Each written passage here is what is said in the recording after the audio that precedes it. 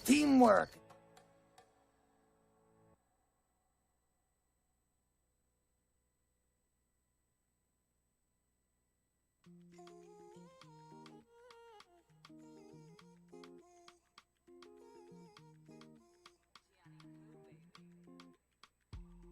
When I look into your eyes, I see something familiar.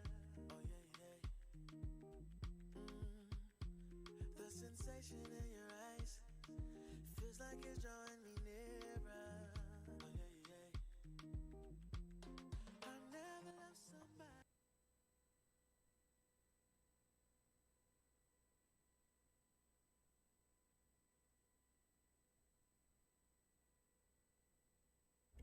Hello, hello. I think there's people watching if I'm not mistaken. The people. They're here.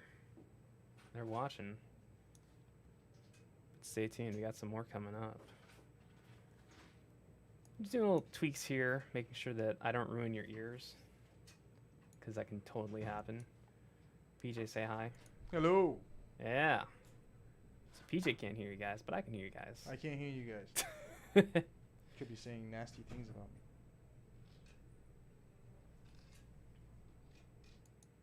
Give me a quick second and we're good to go. And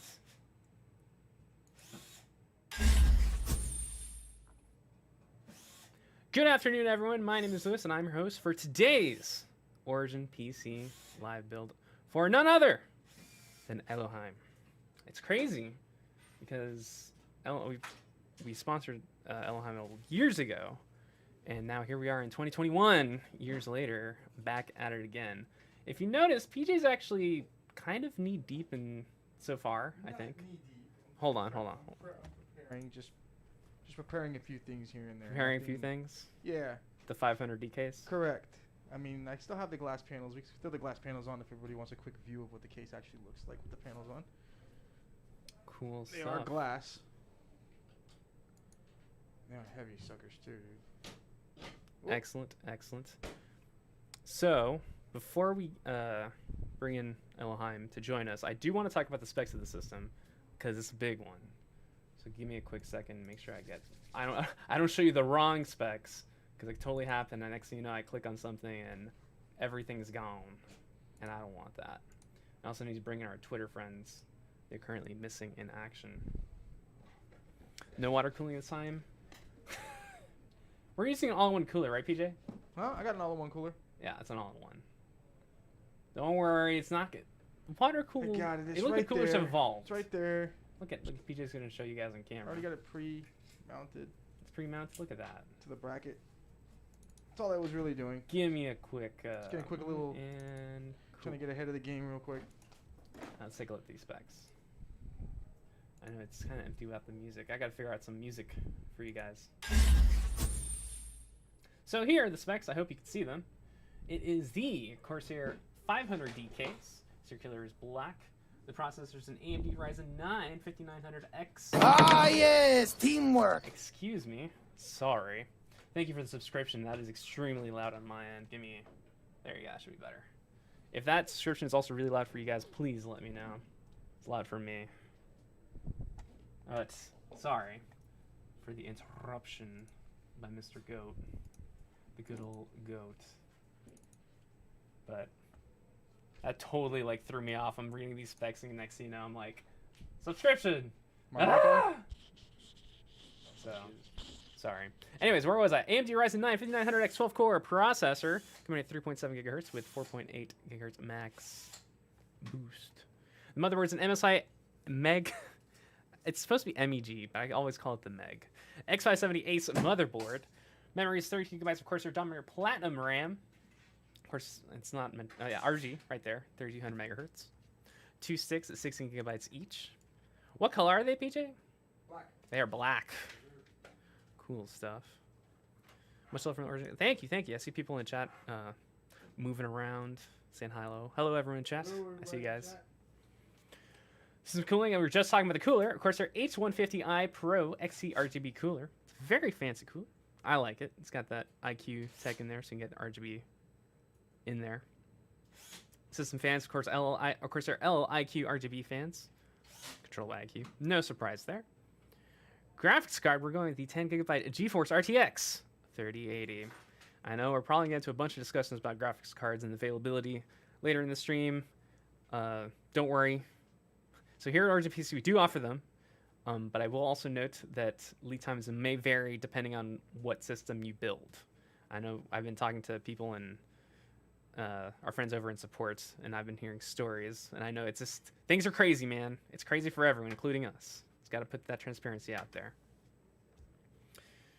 Operating system Windows 10, no surprise there. Operating system Windows 10. Operating system drive is a 2 terabyte Samsung 970 Evo Plus PCIe and NVMe. Very fast stuff over there. The hard drive, which would be more of a storage drive, is a 2 terabyte Samsung 870 QVO series, which is SSD, 2.5 inch, if I'm not mistaken. Power supplies, of course, they're 850 RM series plus gold power supply. That is the final power supply going in the system. I believe today we're using a different one, a temporary one. Stream on Twitch is set for Hitman. Hitman! We're not playing Hitman. Whatchamacallit? Let me... OBS... Hold on. There's a reason why it's saying I'm playing Hitman. Let me change that real quick. Thank you for calling that out. Alright, everything's saying I'm playing Hitman. That was the last stream we did. I was playing Hitman. That is not what's happening. We are doing... Science and technology. If we're playing... Technology. Technology. Thank you. There you go. Should be updated on Twitch. I think it should be updated on Facebook. If it's not, I'll update it on that front too. Where was I? Where was I? We're not playing Hitman. Hitman's not happening. It happened. And then finally, an Elgato game capture card is also going to the system, the Mark II 4K60. Exciting stuff. All right, PJ, what is happening over there? I'm still pre-mounting. So he's mounting the fans, but let me do some stuff over here, make sure we're good to go. Before we add Ello, how about now? Ello's on standby. He's waiting over there. Let me add him on here. I'm doing a bunch of clicking and whatnot, so... Oh, excuse me while I click around and make sure things are happening here. All right, let's see here. We got music. But we're not going to be listening to music because we have a special guest joining us soon. Lewis wanted 500 series motherboard trying to pop in the customized list. Don't have an answer to that. The best question would be to contact the sales team and to see if they can give you an up-to-date response on that one. I know, because I've been wondering too. It's a lot of stuff is happening behind the scenes and availability and a whole bunch of craziness. And I mean, myself, I'm not fully up to date with it. The sales team is usually best equipped to handle that. Okay, where was I? We got the specs. All right, let's just bring in Ella and I can do the clicking afterwards. Let me make sure Discord is up. Discord, where are you? All right, let me unmute here. Ella, are you there? Hey, what's going on? Hey. Let me give me a second. Let me mute over here. There we go. Sorry, I was watching the build. Oh, well, there you go. It's a good thing you're watching. You paid attention to the fact time. I was bringing you in, so you're here. It's great. Yeah, I think I'm a little loud. I think I could hear myself on the broadcast yell at me, and it scared me, and I think that's sort of unnatural, and I didn't like it. Okay. Well, you're here. You're good. Chat, let me know if everything's good. He's a little loud. Mic is cutting out on PJ. Let me mute PJ here for a moment. All right, now, it looks like the headset actually disconnected. So PJ is going to be disconnected. I'm sorry, PJ. Windows has said no. All right, I'm going to lower your volume real quick here. Sure, yeah. Give me a quick moment. How's chat doing? Hey, chat. I see people I recognize. I see everyone's wishing you a happy birthday. Is that true? Because sometimes chat likes to mess with us. It is my birthday. No, I'm just kidding. No, it's not my birthday. I was about to celebrate, no. and I'm like saying these guys are gonna mess with me. I knew it. Listen, it's been probably close to 7 years of this happy birthday stuff. One of my mods made a happy birthday emote and uploaded it in secret, and I just haven't had the heart to take it away from them. So no, it's just they almost got me. You guys almost got me. Got him in the first half. Anyway, so how are you doing, man? Thank you so much for having me on here. And I've been telling them, I've been trying to stay quiet about the details, but I'm like, maybe a new PC is in the works, maybe not. I was, like I was saying that back in like January, because these things take time. Yeah. And but like, for the like almost every day, I shouldn't even said anything, because almost every day for like the last like 2 months, everyone's like, so what's going on with that PC? What's going on with that PC? And I think it started to become a little bit of a joke that maybe I was just like imagining it all and I was locked down and stuff. So validation is good. It's real. It's here. It's happening right in front of us. I know, it's real. It's really real, which is great. And I have to say too, I can't tell you how satisfied I've been. So I got this PC from you guys. I mean, it had to have been 6 years ago. I mean, it's been a while. 5 or 6 years. Yeah, like 5 or 6 years ago, somewhere around there. Kuzi was working there, and we got to know each other from going to St. Jude for the Play Live. We were like one of the first groups over there, so I got to know him. Stream was booming, so we built the computer, and man, it has been an awesome machine. But in the last like 3 months, there's been a few things I've had to, replace and kind of, fiddle with. Didn't take much, but I can't tell you how satisfying it is to watch somebody else do this with confidence, because when I do this, it is so slow. I'm on Google, I'm talking to my mods, I'm like, okay, I'm putting in the RAM now, like, is it good enough? They're like, have you pressed down on it? I don't know. It's like that kind of thing. So it's so good to like sit back and just watch somebody who knows what they're doing. Yeah, let's say chat's really going ragging on you, especially on the PC hardware. They're asking me to ask you about PC questions and. Oh my gosh. Oh man, I don't even. Let's just say there was a nightmare situation for about a year there too, where like everything that could go wrong did go wrong. Good old Murphy's Law. I was trying out a partnership. I'm so sorry, with another. I cheated on you with another. Oh, computer my heart company. is broken. Oh no, don't be, because it was a huge mistake. I should have never left. Take me back. Like, it was bad. Some of it wasn't our fault. Some of it, was definitely manufactured. But it was a nice machine, and UPS destroyed one of them, Ooh. which was really bad. And then they built the second one, and it ended up having a custom water system, and So custom loop. and it popped. Yeah, custom loop. Yep, and it popped, and it got all over the machine. So half of it was working, half of it wasn't. I had to take it into a repair place because it was way outside of my scope. They didn't know what to do with it, but they were charging me for parts all along the way. At the end, after like 3 months with them, like I get it all back in like a box, dude. Oh. Like, it was miserable. So they, from their perspective, it was, I guess, maybe a little fun to watch this all break down and stuff, because they sure like to tease me about it. But no, what a huge headache and what a huge mistake. So I'm so happy to know that I'm getting back with a company that makes like, real long-lasting working machines. So I appreciate it so much. It's great. Let me see if PJ can talk. PJ, can you say something? Let's see. Oh, no, it's not coming through. Dang it. So I apologize. PJ's our builder. Normally he would be talking, but we haven't streamed in a while, and I changed our streaming setup, and I had it set up so PJ can interact and hear you guys. Unfortunately, it looks like during the stream, everything was okay in terms of PJ talking. It just completely said no. You guys might have heard a Windows sound effect, and it went boop boop.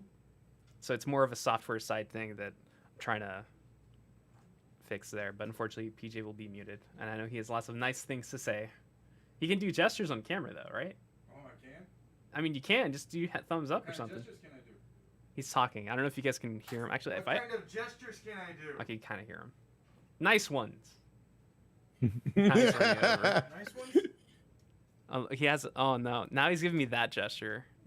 Or mean ones, this chat. I feel like most of these chat can take it. We can hear him when he If they're yells. my guys, they've gone through worse, right? PJ, you don't have to yell the entire time. Okay. But if you don't want to yell, you can. I think maybe we want to get complaints in the office, but we're good. Oh gosh. See, Alvar. like the way he just does that, like he's just throwing this thing together and touching it and moving it around. So like, I don't understand that. Like, I don't get it. Like, I would be touching that and holding it like it was like gold or like a baby, you know, like I'm just like, I don't know what to do. I'm being so careful. Oh, I really wish PJ could talk, because I'm going to say what he would say in response to that. It's like, you have to be committed to what you're doing, right? You can't treat everything like a baby, because it's hardware at the end of the day. It is possible to break stuff, but for the most part, PC components are pretty resilient, as long as you do it right. PJ, of course, has years of experience, so for him, it's a piece of cake. But I understand that sentimentality where it's like, oh, I don't want to touch it because everything's gonna fall apart. I used to have that 2 years ago. I'd be like, oh, but I think I got over that fear by just watching a ton of YouTube videos and watching PJ do his thing too, of course, for so long.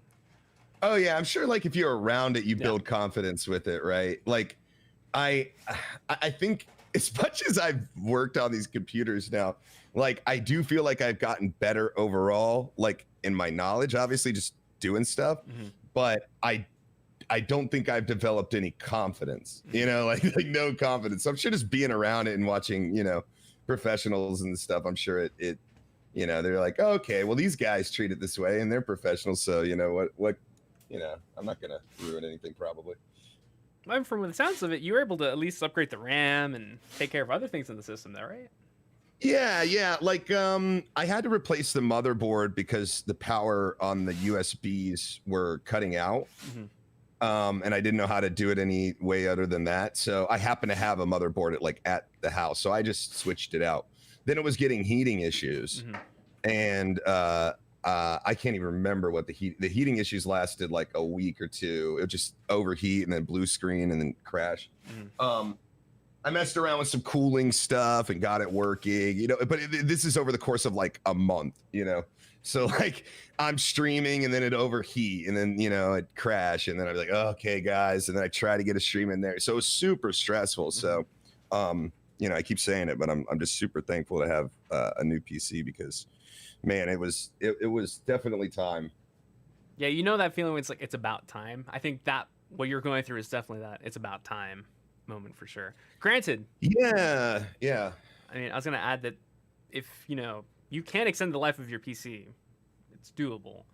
But sometimes you're just like, nah, it's time. I know I hit that point 2 years ago or so, a year ago. I think I'm just losing my sense of time. But 2 years before Doom Eternal came out, I was like, it's time. I have to upgrade before Doom Eternal. It's got to be a thing. And I saved up, you know, my money, got the parts. The hardest part was obviously no surprise the graphics card.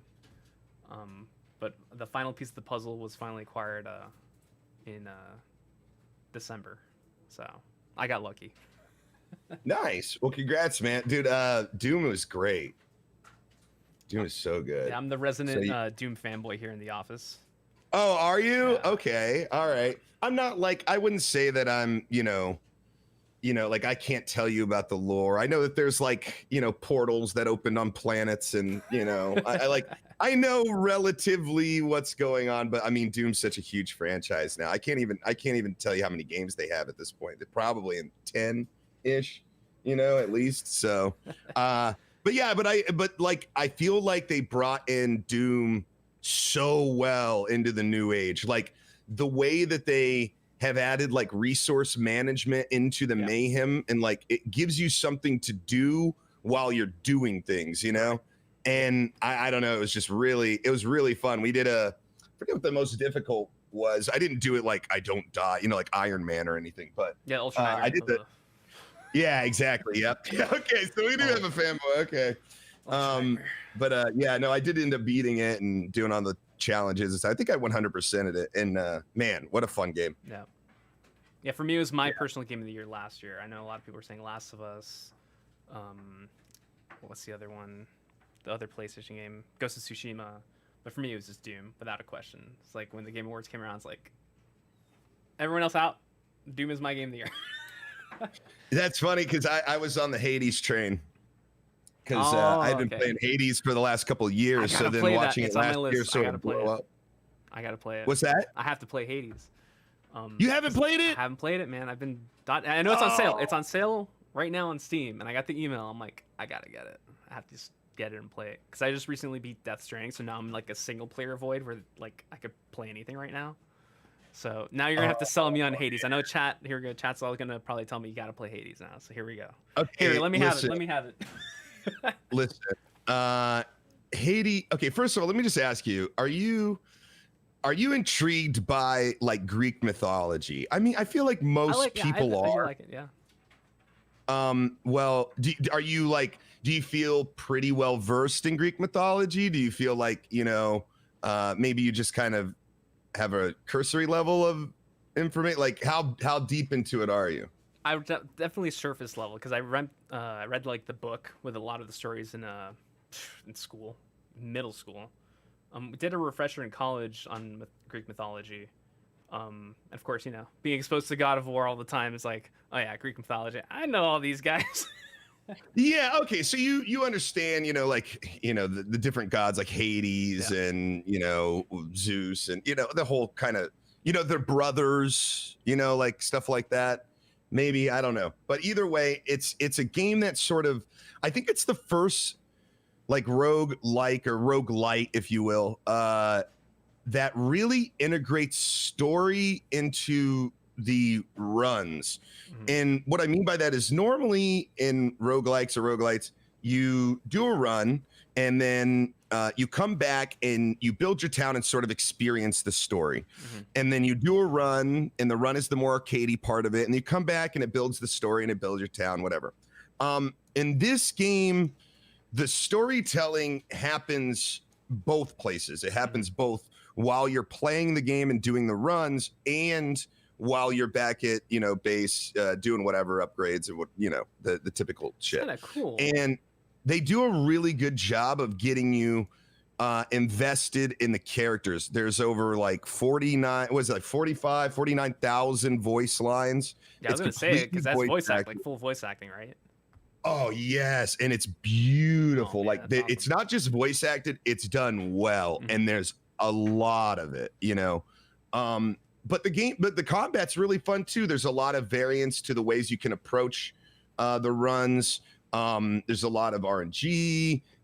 It's challenging. There's different levels to that challenge and even more rewards. I mean, you can. And here's the thing: is this game unfolds in a way that's different for everybody. Mhm. Okay. So like if you play through, you might be unlocking parts of the story or building up relationships that maybe I've neglected.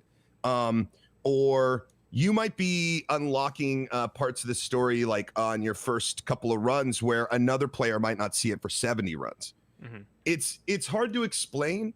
But somehow, depending on however you approach this, whether you're a god at this game or not, the story always works. Like it's always fluid. You're never feeling confused. It's kind of a mystery, but you're never confused about what's going on, which is kind of crazy considering there's so many different ways to approach the game. It's just, I mean, right now I pulled it up. It's sitting at like 120,000 reviews. Mhm. 120,000 reviews on Steam, and it's overwhelmingly positive with a 98%. Yep. People really, I mean, you said it yourself. People really enjoyed it. It just completely flew under my radar last year. Yeah, well, I had been playing it a couple of years before, and I mean, I knew that I loved it, and I tried telling these guys about it, but I didn't know that so many people would love it. I was in the boat, like you ever, like hipster, Oh, yeah, trust me, I know. good. Oh, I know. Yeah. So it's like I love that feeling though. Like me, like part of the joy of doing what I do is scouring Steam and other places looking for really cool games and then being able to share them with my audience like as soon as possible. So like recently, like Loop Hero, I've been talking about Loop Hero the last couple of weeks, and it dropped just yesterday and it's a lot of fun. I streamed it a little bit and stuff, but I like telling them about that stuff. And this game was like one of those where I was like, guys, like this thing is great, and then it just took off last year. So They said Loop Hero. I'm like, what is Loop Hero? I just immediately looked it up. Do you like Slay the Spire? I haven't played Slay the Spire. I know what it is, but let's see. So is this? All right, This you is gotta a start your roguelike. education right now. Everything. It's a card game. It is, yeah. It's a car, like a deck builder, like RPG roguelite, whatever. Some people get crazy It's like about the term. they just tossed a bunch of genres, tossed it in a blender, and now they've released. That's the game. Loop Hero. That really is kind of Loop Hero. Loop Hero is 100 megabytes altogether. 90 of it is music, okay, and the rest of it has got a very like NES sort of retro look to it. The graphics are very mundane, but man, they do a lot with it, and it works. It's a lot of fun. So, yeah, I definitely suggest checking out. It's like $12. So, yeah, it's got that launch special. So cool stuff. Yeah, man. It's funny that you were talking about that feeling. Kind of backtrack a little bit. You're talking about that feeling of like needing a new PC. Mm-hmm. I felt that on Cyberpunk release. Yeah. Cyberpunk, and I don't know what Cyberpunk did to my PC.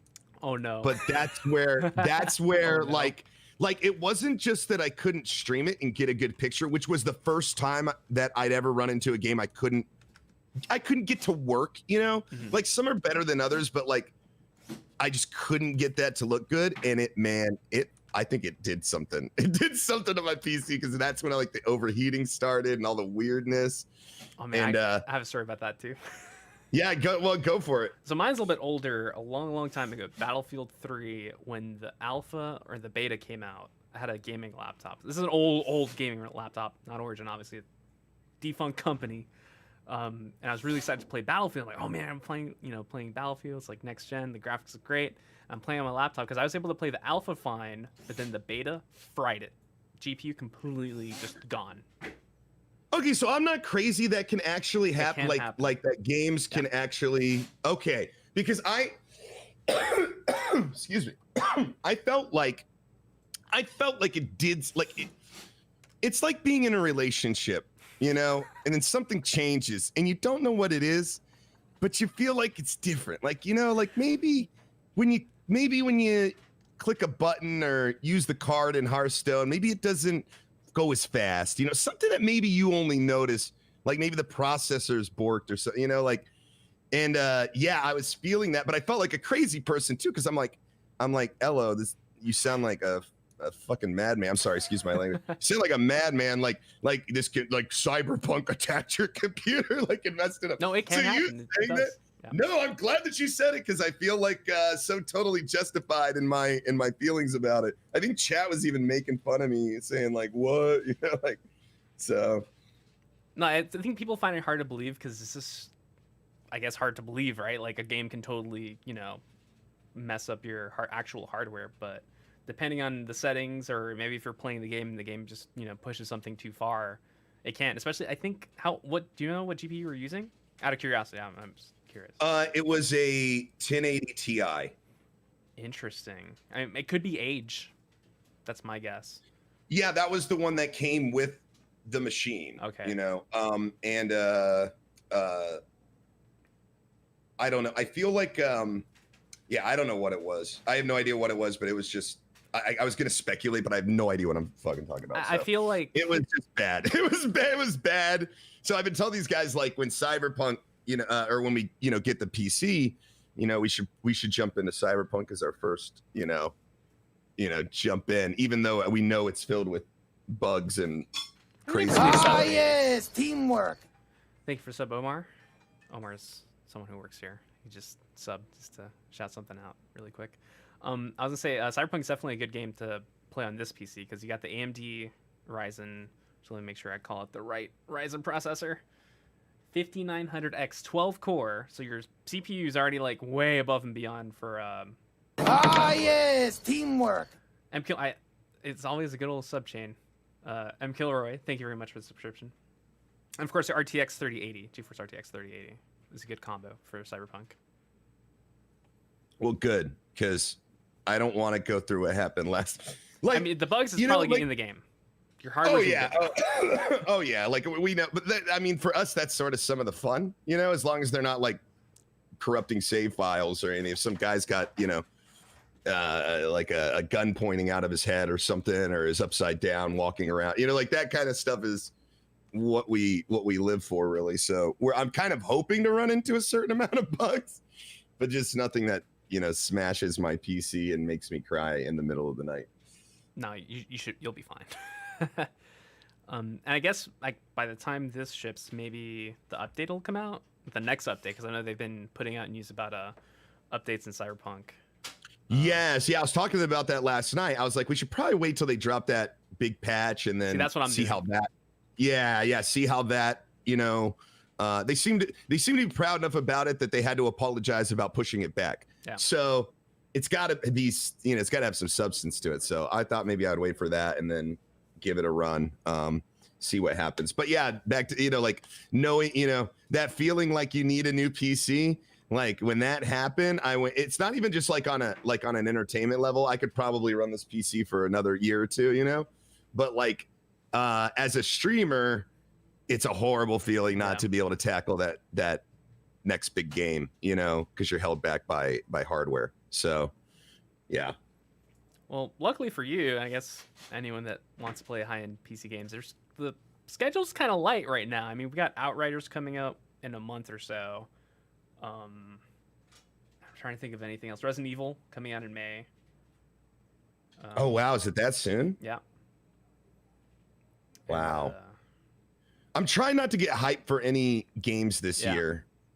I'm really trying. Like I normally try not to hype myself for any games ever because I feel like I used to read every review and see the dev interviews and watch the demos, the trailers, and I like absorb it all before the game came out. And I found that I was just not enjoying games as much because I was not allowing myself to experience them as they were. I was trying to experience them as I envisioned them, and it didn't work out ever. So now I just like stay away from pretty much everything, but especially this year because I have no idea, this is just my opinion, but I feel like we're going to see a lot of I think we're going to fully realize like what COVID did to the industry deadline wise. I feel like we're going to feel that this year. Like there's already been some pushback. So I'm trying not to get too excited about titles because I know there's maybe a chance they're going to be like, well, we don't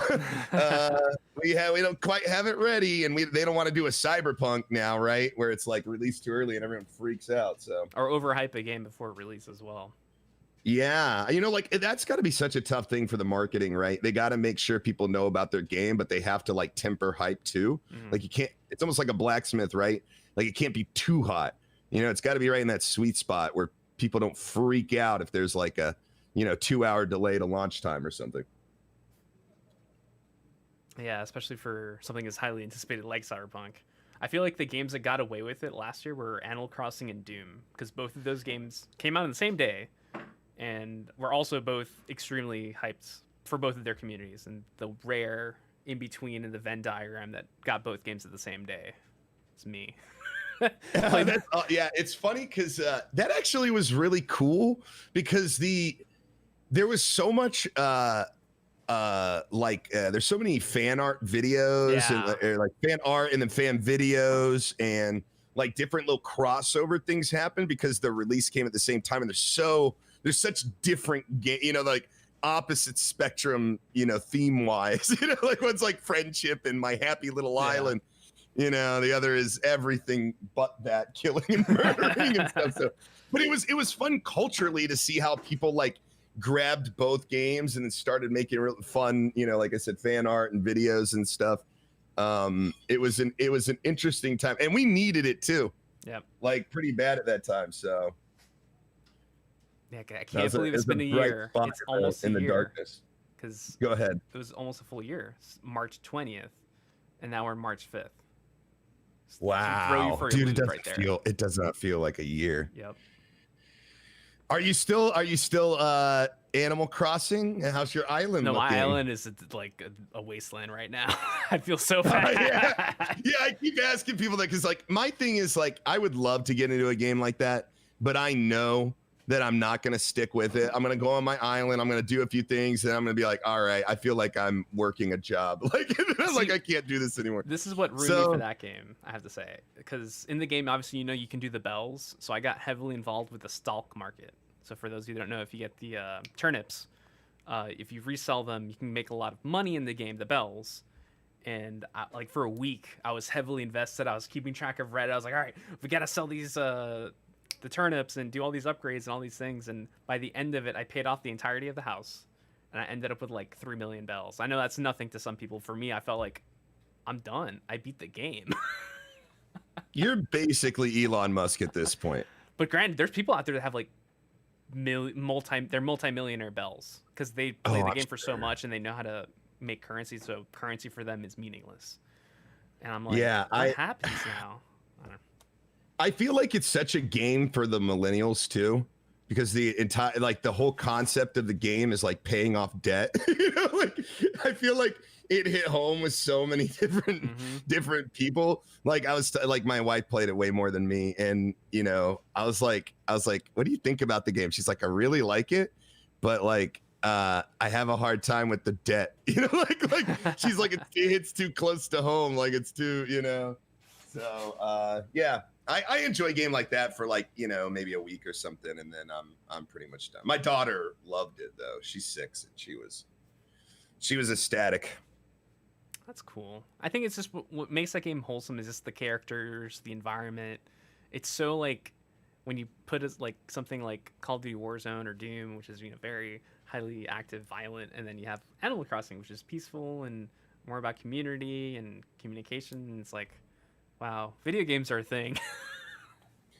Oh, they are. They are. I mean, who knows what's coming up in the future? You know, like it is literally, man, there's something I want to talk about right now, but I kind of can't. We got some NDA stuff happening. Shh. No, not no. It's not NDA. It's more like it's inappropriate. Like, I mean, like, it's fascinating in a way, but like video games are going into all sorts of different directions, and there's some really revolutionary stuff that is happening. That like, I don't know. I would love to talk about it, but it's sort of in the realm of, you know, sexuality and stuff like that. Which is kind of crazy in and of its own, but that's just like one side of it, you know.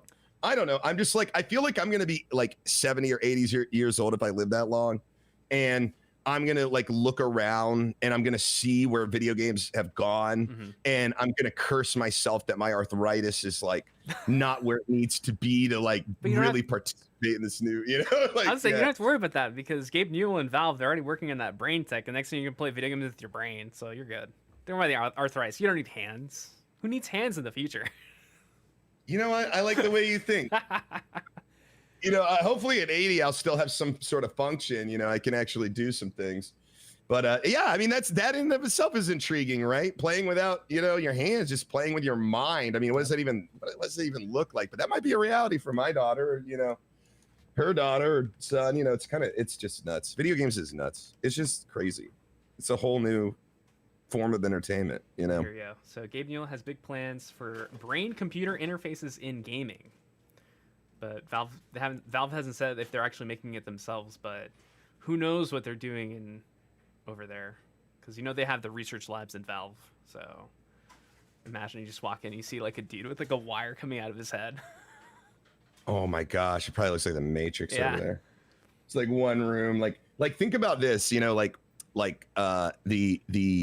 the government, like deep, like underground, you know, whatever that looks like to you, whether it's aliens or, you know, weapons or whatever. There's stuff that the government is doing in secret, you know, like technology wise, it has to be happening, whatever level that is. Like that, what does that look like for gaming? Like, would it look like the Matrix? Like you walk in, you run this room, and it's like, here we're developing, you know, this, and it's like you've got like people just like in like cocoons that just have wires out of their heads and stuff. I mean, VR is definitely in one of those like points where it's you know, it's growing. It's kind of like calmed down this year because Alex or Half-Life Alex was like the big thing last year, and after that it's just like, do you have a VR headset or no? I did, but it ended up busting, and that's the only reason I haven't played Alex, because I feel like the cost for entries, if you don't already have a VR headset, is so high. Yeah, it's fluctuating. It's unfortunate because I got the Windows Mixed Reality headset. I got it for $250. Amazing. Good combo with PC. It didn't cost an arm or leg, and I was fine. But the thing is, you can't get that headset anymore. Oh, really? Yeah. Well, I have an Oculus, but I think what happened, and I don't want to blame my daughter. I think she dropped it is what I think happened. I think So I was just to add, like, VR headsets needs to become more durable, because I know with the Valve Index, there's been so many reports, like, in terms of like hardware, like if something happens to it, you have to send it back to Valve and do all this stuff. But yeah, that's why I'm like, I don't want to blame her because it could be it could be anything really. It's new technology, but yeah, I think it was her. I will blame, but yes, I will blame her. No, VR to me is like something I want to really get into later. Like I feel like right now it's really in its infancy and I can appreciate it, but movement is something that I feel like hasn't been done really well yet, and I don't know how they're tackling that. So I've just kind of stayed out of it for a bit. I'm just kind of letting it, figure itself out and then jump in when I hear people start to really freak out. The first freak out was, though, like you said, Half-Life Alyx. Yeah. I think that's the first game that's really hit that everybody went like, oh, oh, okay, here we are. Yeah, and it was really, really good. It's I think the bummer for me is that I can talk how great Alyx is, but for you to experience it, you have to play it. There's just no other, like, if you just watch it, you're like, oh, this is whatever. But when you're in the VR world and the interactions and gameplay, it's like, it's just, you can't, like, that is the VR game to beat. Like, Alyx is the Mario 64 in terms of 3D games right now. Or Yeah, VR games. I have not played it myself, but I recognize that for sure. Then I feel like all the VR devs are kind of like running to catch up, like, oh man, Valve did really good, we have to catch up. So well, there's some really intriguing VR games. I don't know what it's called, but there's like some like sword fighting ones where you get like, it's just like sort of an open, maybe somebody in the chat knows what I'm talking about. It's like an open arena and you can move around it and you get like a weapon or like a couple of people attack you. You can like pick up, like if a bucket is nearby, you can pick it up and throw it at them or sword fight them or jump around. I mean, it looks awesome, but I forget what it's called. So there's two of them. Gorn is one of them, but Blade and Sorcerer I think is the most popular. I think that's the one. Have you played that? No, it's on my wish list. Gotcha. Okay. Yeah. That one I was just cycling through YouTube videos in an algorithm. I was just playing a game and it was on the side monitor and it popped up and I was like, oh, okay. Now what is this? Like what's going on over here? Because that looks so stupid and so fun. I mean, Gorn is great though. I think Gorn's great. Awesome. Yeah. I can't wait till I can be like integrated into like a real game. It's not just like a concept arena. It's like one part of a much larger VR game. But we'll see. The chat's also calling out Boneworks. Boneworks is awesome. We actually did a Boneworks stream on here, and I got up to like the 5th level. I want to say 3rd level or 5th level. The thing is the levels are long, but they finally added an update. You can actually save while playing the game, or there's save points. That one's also really immersive. Explain to me, like from your perspective, because I've seen a little bit of it, but I haven't talked to anybody about actually playing it. So, like, what's your perspective on it? So Boneworks is again another game that values interaction heavily, because it's like it's a weird game to explain because the story-wise, like you're in this company and then you connect to a VR headset, and actually our crates are make a cameo in the game. It's fun fact, spoilers. Yeah, you see it like in the beginning trailer. It's kind of cool. Oh, really? Yeah. And you log into this VR world and you just go through it, and there's like issues and treachery afoot. So you fight these wireframe enemies, and the enemy types change over time. And the biggest selling point with Boneworks is the physics. Like the physics are heavily like there's weight puzzles, moving stuff around, like using physicality to move stuff. You can climb on things. So it's more physical than Alyx. And for that, I always tell people, like, if you're not into VR, that is not the first game you should play, because it's extremely VR intensive. Like, if I gave that game to a VR noob, they'd be like, I don't know what to do. This is too much. Gotcha. Okay. So maybe like the first steps into like sort of a more like a more veteran or advanced game for VR people. But it is amazing. I think it's awesome. And I think there's a couple mods and whatnot, and the developers are still continuing to support it. Starts level 0. So did you feel like it was fluid, like that you could do what you wanted to do, like it reacted well? When I first played it, yes and no, but I think as over time, as more updates came out, they definitely ironed it out. Because there's like a bug or something, like you stick your hand or you try to do something, and next all of a sudden your arm does like this janky motion, and you're like, oh no, that's not what my arm is not supposed to do that. But it got better, in terms of like if you wanted to do something, you could do it. Because if you watch videos on YouTube, I'm sure you could probably find a bunch of videos on YouTube with Boneworks shenanigans. Because I have like a few. Like I saw a guy like kick a knife or a gun or something. I don't know. Like there's ridiculous things you could do, like reload a gun in midair. That's one of the popular ones. Like you flip a gun, and you grab the magazine and go, and then do some crazy stuff. And of course, the popular ones are like doing John Wick style like reloads really fast, or like and do a ridiculous. You can also throw the weapons as well. So it's definitely that. Sounds like super hot. It sounds like a virtual like super hot. I mean, there is a super hot VR. Oh, is there? Yeah, there is. Okay. Okay. See, maybe that one's I an need easy to start game. looking at the VR again, That's because one now of the you're like best games throwing to out a do. bunch of stuff, and I'm like, okay, well maybe this is the entry point I was waiting for. Super hot is an excellent VR entry point because the game, you don't walk in super hot, right? Or at least in super hard VR, they have you stand still because it's a good way to get grips into the VR world. So you can interact with objects, you can grab them, and of course you have the red enemies coming at you, and then everything, like just like in the actual regular super hot, you stand still, time doesn't move, but when you start moving, time starts moving. So like one of the cool things to do is like, when you have that's a gun, gotta be so weird when you're like you're the person moving. You know, you're oh man, that's cool. That's cool to think about. I had no idea that it came out with a VR. Yeah. So would you say that that's like the pre-Boneworks, like? Yeah, that's the for sure. The training wheels. Yeah, I'd say Super Hot, Alex, Boneworks, and then there's Pavlov VR, which is essentially Counter-Strike VR. That's the premier, in my opinion, the premier multiplayer VR experience, because it's essentially a Counter-Strike, but you can do ridiculous things. There's a video out there that shows you like how Pavlov can get pretty goofy. So. Man, yeah, I think it might be time to maybe check into it. Well, Alivard in the chat, he's one of my mods. He was trying to convince me to send me one of his VR headsets, and I was like, I don't know, I might get broken. I'm like, I don't know. I don't know if that offer's still on the table, Alivard.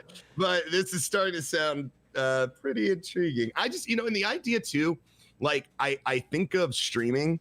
And I think of how long I do that, and I'm like, how long physically could I really do a VR stream before I'm just so uncomfortable and so sweaty and so like, I'm imagining 15 minutes to 30 minutes is my max, like come out to my VR stream 30 minutes later, like, okay, it guys. Depends on what you do though. Like some games are more intense. Beat Saber, no surprise, extremely intensive depending on what levels you play. Super Hot isn't too intensive. Pavlov isn't too intensive. Alex can get intense. I will say, Alex, like when you fight enemies or when you're fighting or you're doing the horror segments, you're like, it's not in terms of the physicality, it's the psychological aspect. Yeah, that's the other thing too, is like, I don't, and my chat knows this, I don't do well with horror games. Like, I have never touched horror games in my life, okay? I had an experience when I was really young at a sleepover with my buddy with Resident Evil, like the original Resident Evil. The dogs. And oh god. What? The Resident Evil dogs, when they break through the window, they're like, ah! Dude, yes, that's exactly it. Yes. Oh my god, man. It was like 3 a.m. He had just bought the Sega Saturn from like a garage sale. We were young, like this was Sega Saturn time. And he was like, come over and we'll play all through these games. I got all these games. And so we're playing like some ninja game, whatever. Power Stone, that kind of thing. And then, or that was Dreamcast. And then like we go over to Resident Evil, like, what's this? So we play it and it does the opening cinematic. And of course I'm real cheeky when I play, so I'm like, what happens if I try to leave? And that's when that. I've gone back and watched that, and that dog is like the most ridiculous looking, like Five Nights at Freddy's, like kind of dog. Oh no, I mean, it messed me up, man. It messed me up. I had to call my mom. She had to come pick me up. Oh like at no. 4 in the morning. Like, oh yeah, it was bad. So I don't do well with horror games.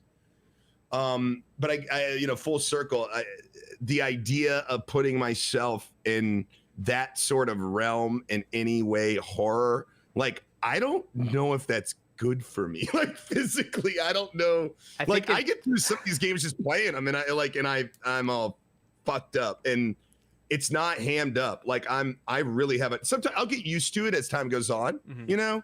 Like, say when it gets kind of formulaic and whatever. I don't know if that's a real word, but that's what they said. And formulaic's real. You're good. Okay, it is. Okay.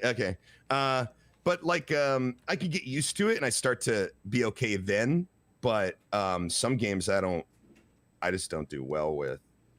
Did it scare you like real bad? Were you able to like?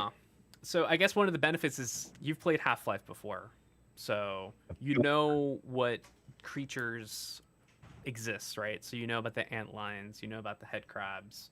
Oh yeah. You know about the I forgot the name, the barnacles, the ones with the things. Yeah, that off the ceiling, they suck you up. I forget what they're called. Yeah, I know. Yeah. So like when you see that like in first person, like in actual first person, you're like, whoa. But then you realize like, oh, I'm Alex Vance. I can just, Alex Vance stuff and shoot them and take care of the problem. So it's like a little bit of that power fantasy, like I can fight head crabs. I think those are called barnacles, so I was right. It's cool because you get over it, but I will warn, and other people in the probably chat that have played Alex can verify, there's a segment in the game with a character named Jeff.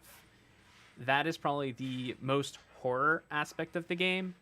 And that's the part, if you do manage to stream, if you ever decide to stream Alex, the chat will probably likely tune in. But it's a short segment. You'll know, but it's cool. But the thing is, if you die, you come back. It's not like, oh, you lose all your stuff. The game's really forgiving. So. Yeah, that sounds miserable. You can watch a video. Whenever I talk to friends that are scared of something, it's like, I just watch a video on YouTube and see how it's going. So. Like, I know that I'm freaked the hell out, but that doesn't mean like, it doesn't mean I can't be brave, right? Like, I do finish these games. I do play these games. Like, I know I can do it. Like, I'm not worried about doing it. It's like, it's hard to get motivated to spend a bunch of money to get the shit scared out of you, Yeah. I don't know. I'm just kind of like, oh, wait till, I don't know. I mean, did you beat Ravenholm? I think you beat Ravenholm, right? Oh yeah. I think many times. Yeah. I mean, of course, so there's a difference between regular first-person shooter versus VR, but I feel like if you can handle Ravenholm, you can handle Half-Life Alyx. And the graphics are pretty good. Mm-hmm. It's just awesome. Cool. So. Let me ask you. So you probably haven't played this game, but sorry, we were just talking about. I just asked you about graphics. Kind of remind me. Have you heard of this game called At Dead of Night? Dead of Night. At Dead of Night. Let me look it up. I have not. You can look it up on Steam if you got a computer in front of you. Yeah, I do. All right, I'm looking it up. Check it out. It's not a really well-known game. I happen to be a fan of full motion video games, and I try to play like every single one I can get my hands on. And this developer, it's one guy. He made a game previous to this, and this is his newest game. Mm-hmm. But what it does is, and it says it in the thing, it blends like live action full motion video with the computer graphics. And the way that he uses shadows and like dark spaces in the game, because it's a horror game, it's so hard sometimes to tell when you're looking at a real person, like that's been, that's like a live, like a full motion video person, or if you're looking at computer graphics. And it is one of the scariest games, one of the craziest looking games. It was made by one guy, and like very few people are talking about it. I know some big YouTubers picked it up and did a playthrough recently. But if you want a really unique, really fun horror experience, that is it. It's so cool. It looks terrifying, by the way. I saw the trailer. I just saw a trailer where you're talking about. It the game, is. and it's just like, It is terrifying. Like it legit, like scared me throughout. Like it doesn't ever stop. Like you get a little used to things, but it doesn't ever stop being scary. There's always something. So it's just that basically this guy is like stalking you in his hotel, and you have to save your friends on different levels of these hotels. And you can go to different levels, and he goes to different levels. And as you're moving around, he stalks you. So you might, and the way this game works is you don't move yourself like ADS or WASD, you know, like you don't move yourself around. You decide if you want to move forward or not. Like you move from like one corner to the next corner to the next corner. You can turn left or right. If it's a door, you go through. It's not like you have complete control. So you're moving in like turns almost through this hotel. And sometimes you might like get to a corner and you'll see him like look like peek and then like back in, you know, like he'll try to hide and you're like, oh shit, he's right there. And you'll turn around and run, or, you know, you might hear him laugh, or you might see a shadow or something. Oh God, it just sets it up so good. Oh, coffee. Coffee. Yes. Thank you. Completely normal amount. That is not a normal one. My wife, Cora, she's amazing and brings me coffee. But she has this thing where she tries to put as much liquid in the cup as possible. Like it is up to the top. Like if you just, I don't even see how she gets it up the stairs. And this time it's a little down from her normal. And she's like, this is a perfectly normal cup. But it's still like at the very cusp. You're a maniac. I love you. Mm-hmm. The cusp of the cup. Yes. Anyways, I needed that coffee. I'm gonna respond to a question here in chat.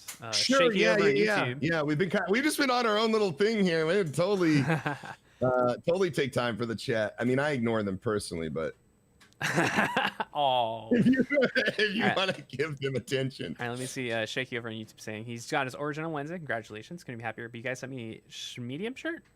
If there's an issue with the shirt, Shaky, you just go ahead and contact support or the sales team. I'm sure they can figure something out for you. That shouldn't be a problem. And then Omar from our team here at Origin actually has a question for you. This is, how do you feel about indie games? Do you have any favorites you stream or play on your free time? Which I think we kind of covered that a little bit, but I'm sure you could probably answer that really quickly in terms of. Oh man, indie games! Like I am so excited. Like it's never been a more exciting time for indie games than now. Like truly. Think about it. Like some of the best games, some of the most popular games that have come out recently have been indie games, and not just new indie games that have been around for years and nobody's given the time of day to. So like Among Us, that was crazy. Like people loved that, you know, like that was like video game, like culturally. I mean, just memes and like everything spawned from that. That's just that's just an indie game. And I love it. Like I said earlier, I scour, like one of my greatest joys of streaming is to scour Steam, find new games, like at dead of night, like I just suggested to you, and try to get people to give them some attention, give them some love. There's so much creativity out there, and like, okay, sorry, I'm getting a little excited about this. Like Loop Hero just came out, and I was just telling you, Loop Hero is 100 megabytes, right? Yeah. 90 of those megabytes are music, okay, and that game is doing really well. It's doing really well. I mean, it's not about the size of the game and the flash. It's, you know, it's not about, I mean, that's great. If you can get it to work, that's wonderful. We love that too. But it's exciting that these indie games, there's so many creators out there and they have so many different visions, and like they're making it work, and it doesn't have to be this crazy intense thing. It's almost like a trip back to my childhood in a way, where we were really content with like really mundane things. We've gotten so complicated in video gaming that it's so nice to kind of take a step back, tackle a simple concept, you know, and it be outrageously fun, you know. And I think that there's so much potential right now for like new genres of games, and like I think indie developers think in a broader way. They don't think in such a, you know, profit margin sort of way, or they're not following trends or trying to follow into certain systems that they're sort of stuck in over time. Like they have so much freedom. You're just seeing so many really cool variants of ideas and changing of ideas. I love indie games. I think it's never been more exciting than now for indie. Yeah. And Steam just makes it so easy too. I mean, you said it yourself, you just browse through Steam, and it's very easy to go through Steam. And actually, that reminds me of the point you were talking about earlier about the rated R stuff earlier. And no kidding, Steam is like a haven for that stuff too, right? Like the visual novels. Good. I think that needs to be explored too. Yeah. Like, I don't know why we're being so Puritan about it. We've got rated R movies. We've got pornography. Like every other medium of entertainment is delved in some way or another into, sexuality. I for one welcome our adult game overlords. Okay, like Steam. I love it. Like okay. I have to share this. Oh man, I'm gonna word this in a very safe way. But there's technology being developed right now. This is what I was going to say earlier. That trying to be as safe as possible, but I'll see if let's see if we can all understand it safely. You know what? I'll save it for my stream. I'll save it for my stream. Okay. If you want to know what I'm talking about, there you go. I hooked him. If you want to know what I'm talking about, meet me at 6:30 p.m. in a couple of hours on my stream, and we'll talk about it. Okay, we'll do it there. We'll do it live. All right. But yeah, I don't know. I'm happy to see video games go wherever. Like, people get mad about people making some video games and stuff. I never think there are bad games, right? But I'm totally okay with the attempt. You have no idea what some game, even though it's a bad game, might influence another person to take a bad system that wasn't a bad idea, it was just a bad system, and make it into something better, right? Video game creators are all working off of each other's ideas, and trying to create something new or something, or trying to not recreate the wheel, just make something better that we already love, and I think that we should allow people to explore that diversity, and I think we should celebrate it. Even the bad games, I think, are worth the effort.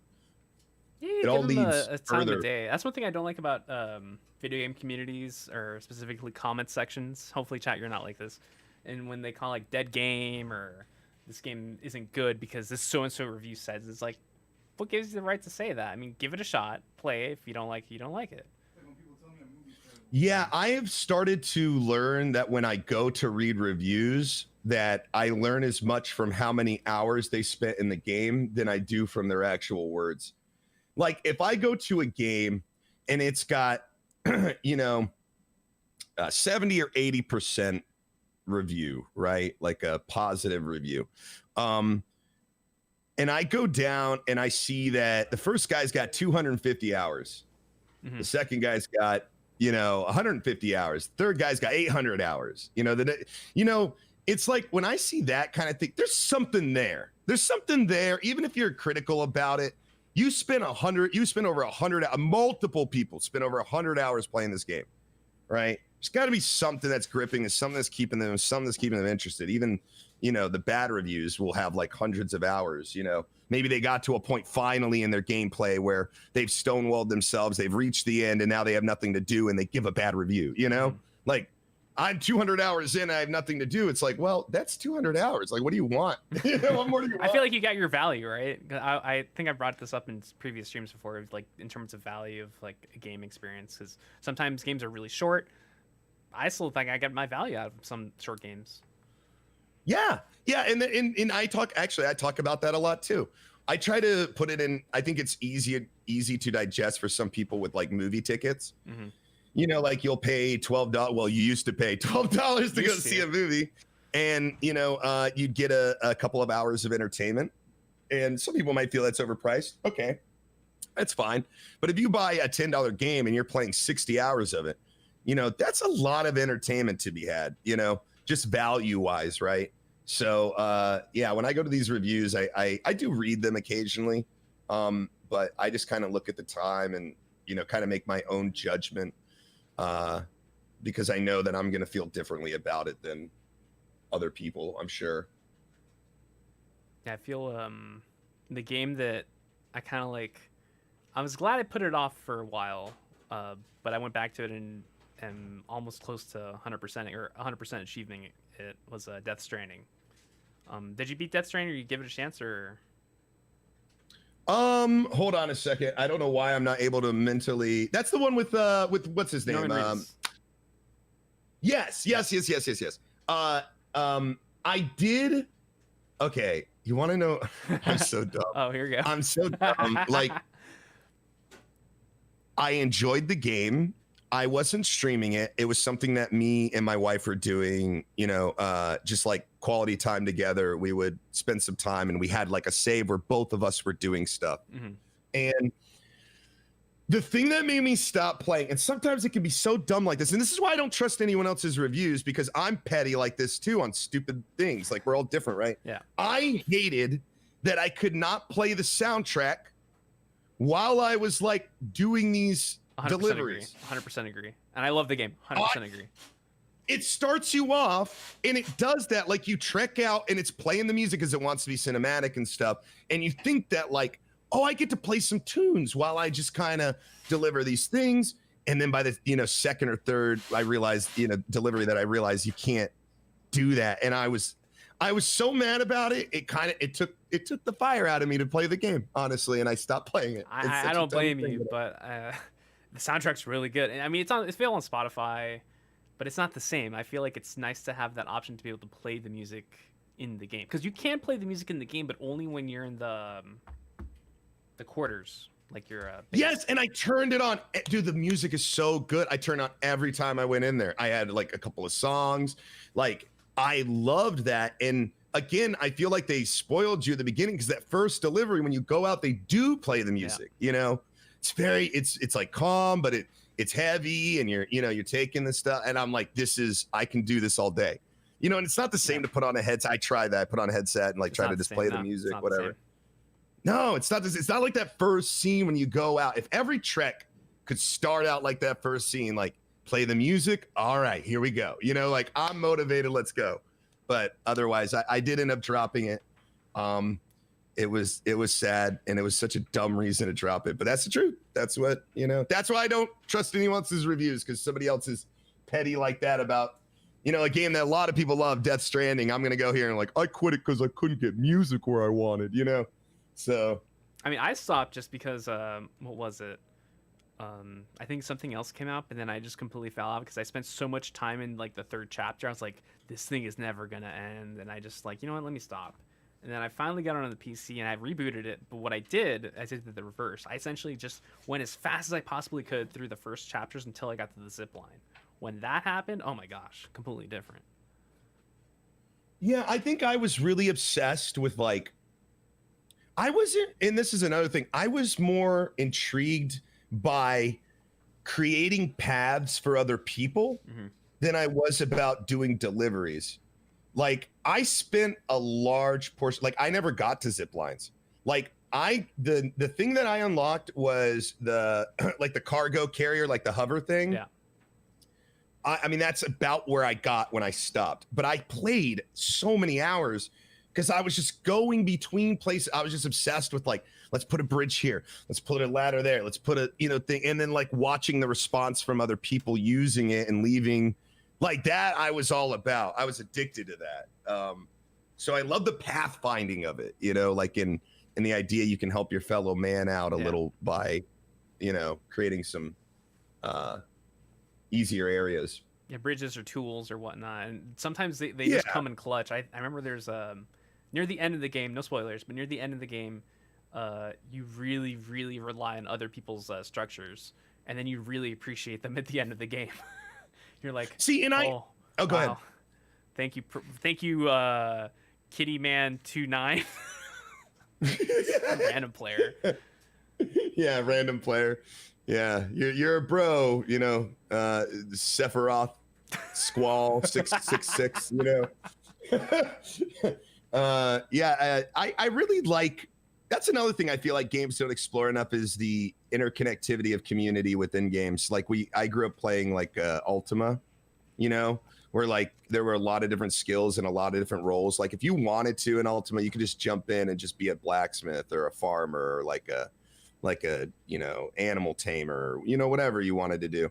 And you could actually integrate yourself into a community of people and have a product and help others and stuff like that. I feel like MMOs are usually the playground for that sort of idea, you know, and I feel like so much now it's more of a carnival in a lot of MMOs, which is fine and that's fun. But I like to see, like, I love to see a game like Death Stranding where you really work with the community and you're able to, you know, do, you know, create things and, you know, help out. I'm really about that. And I don't feel like there's going to be a game coming out called Ashes of Creation, which is an MMO. Yeah. And they have a lot of interconnectivity community stuff that I'm looking forward to. But yeah, I love that idea. I love that idea. And I love the way they did it in Death Stranding. You don't got to talk to anybody, you know, it's just, you know, but they're there, you know they're there. You're using their stuff, you know, they're using yours. And of course you get the likes, like, Yeah, man, it's satisfying. You just help somebody out, you know, enough that they stopped and actually took time out of their gameplay to let you know. yeah. You know? It's funny, like, Which I barely ever do. Yeah. I barely ever take the time. Like, it's got to be a damn good ladder. Like, I needed that ladder. There you go. You know, you deserve this. You I'm get like a that, father. You know, like my praise is hard to come by. Yeah, I know. Again, going back to like near the end game for that game is like if there was a zip line that was in the perfect spot, I would spam the like button so much. Like, this person saved my life. Yeah, that's cool. I like that, and I think that brings a layer to the game that isn't just strictly, you know, gameplay. You know, again, community. I think community is such a big part of gaming. That's why Twitch works. That's why this works. Yeah. You know, but yeah. And Say for Fazdar, he's like, I bet Ella lost some people talking about Ultima Online. Yeah, I kind of date myself. I mean, I'm 35. I feel like super young. I feel like in the prime of my life, but like I just it's funny. I forget how young the gaming generation was. Like I'm not trying to sound braggadocious, but like I was born in 85, right? Like I'm that first generation that grew up with computers and video gaming and stuff. I just tend to think everybody's been here since the beginning, you know? Yeah. When I talk, and it's surprising how many people don't know like really classic characters or like games, you know, like Grim Fandango. You'll say that and people will be like, what? Huh? You know? Yeah, it's funny. So yeah, I might have dated myself a little on the Ultima Online thing, but I mean, I I don't did know. I myself think it's fun. here too sometimes. We were actually just talking about that. PJ and I were talking about that before the stream and how like things happen that like kind of date you, like Daft Punk breaking up or the whole epilogue thing. Like that broke me. I'm like, bro, I came up because I feel like an old man. yeah, it's like, oh no. What did somebody say the other day? Oh man, I gotta try to remember this tweet. I think it was Tally. Tally said something. He tweeted something, and all I replied was like, "Stop." Like, he was like, "I gotta find it now. He said something. I forget what it was. Let me see here. It's like, don't talk about like when WoW started, please, because like WoW's a forever game now. He said something ridiculous, and it hit home. It might be very specific, and like none of you might feel it the way that I did, but like, I know I'm gonna find this tweet, and I'm just gonna be like, oh, who wants to feel old? Rift game turns 10 today. Oh, So like no. Rift. Yeah, and I was just like, stop. Just stop. Like Rift, holy shit. That's definitely warranted to stop. Yeah, like stop, man. Just stop talking. I am getting old. This is getting crazy. But like and that's another thing. Like, I don't know how many young gamers care about like Old gaming stuff. history. Yeah. And it's crazy because like I said, we're on the cusp of a brand new form of entertainment. We truly are. Like, this is the, you know, early, you know, like the 1900s, early 1900s for like cinematography, right? Like 85 was like the kind of the first wave, you know, around there. That's like Nintendo and that age going into the 90s and stuff. Before that, like, we didn't have video games. Like, we really didn't. So like, we grew up with them. We're the first adults that have grown up with these video games. And so I've always had a connection with video games. I love video games. So I don't even think about video game history. I just think about it as the journey of video games, Yeah. right?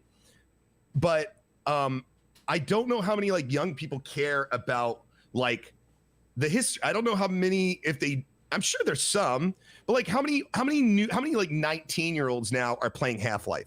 No. You know what I mean? This is not happening. Like, yeah, exactly. Like, but is like, it's like part of me wants to be like that weird old guy that's like, you know, like, not that it was better back then, but like, take a look at this shit back in the day. Like, this was cool. Like Half-Life was nuts, and then Half-Life 2 was nuts, and like that made ripples and this stuff. Like, I think there's still things to gain from those games. I think you could probably still go back, even with everything we've got now, and enjoy some of that stuff and, you know, appreciate it.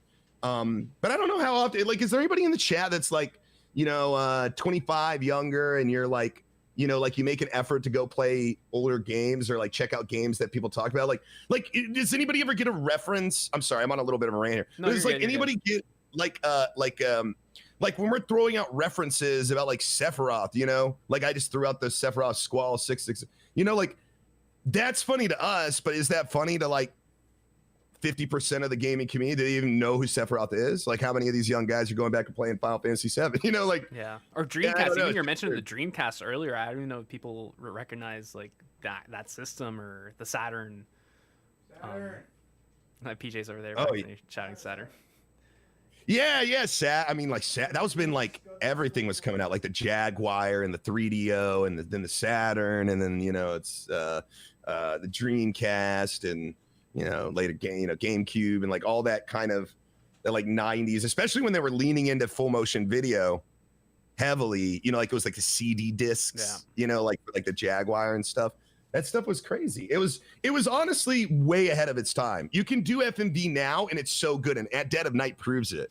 Something I've always felt like was like FMV games never got the love that they needed because in the 90s they failed, and so video game companies won't touch them anymore. But now we're in 2021, we got so much technology. I mean, we can make these games work, and they're really fun, and they're starting to emerge, and that's exciting too. So it's a great time for gaming. Absolutely. Sorry, I can go on and on about this shit. So. Nah, you're good. I think I got one more for that comment. Is this I don't know how much you follow Fortnite, but Fortnite's been releasing like crossover skins for different franchises. And what really got me was when they released the Alien skin, and then people are like, "What is this?" And I'm like, and of course, you know, Fortnite has a largely predominantly younger fan base. And then it's like, they don't know what a xenomorph is. They don't know who Ellen Ripley is. I'm like, oh. That's my last And what's comment crazy on that. about that is what's crazy about that is hey, Bubbernot, what's up, man? Even if you haven't seen Alien, right? Or Aliens, which I highly suggest you do. Of course. But even if you haven't seen those, Alien Isolation is one of the best horror games like of our time. You know?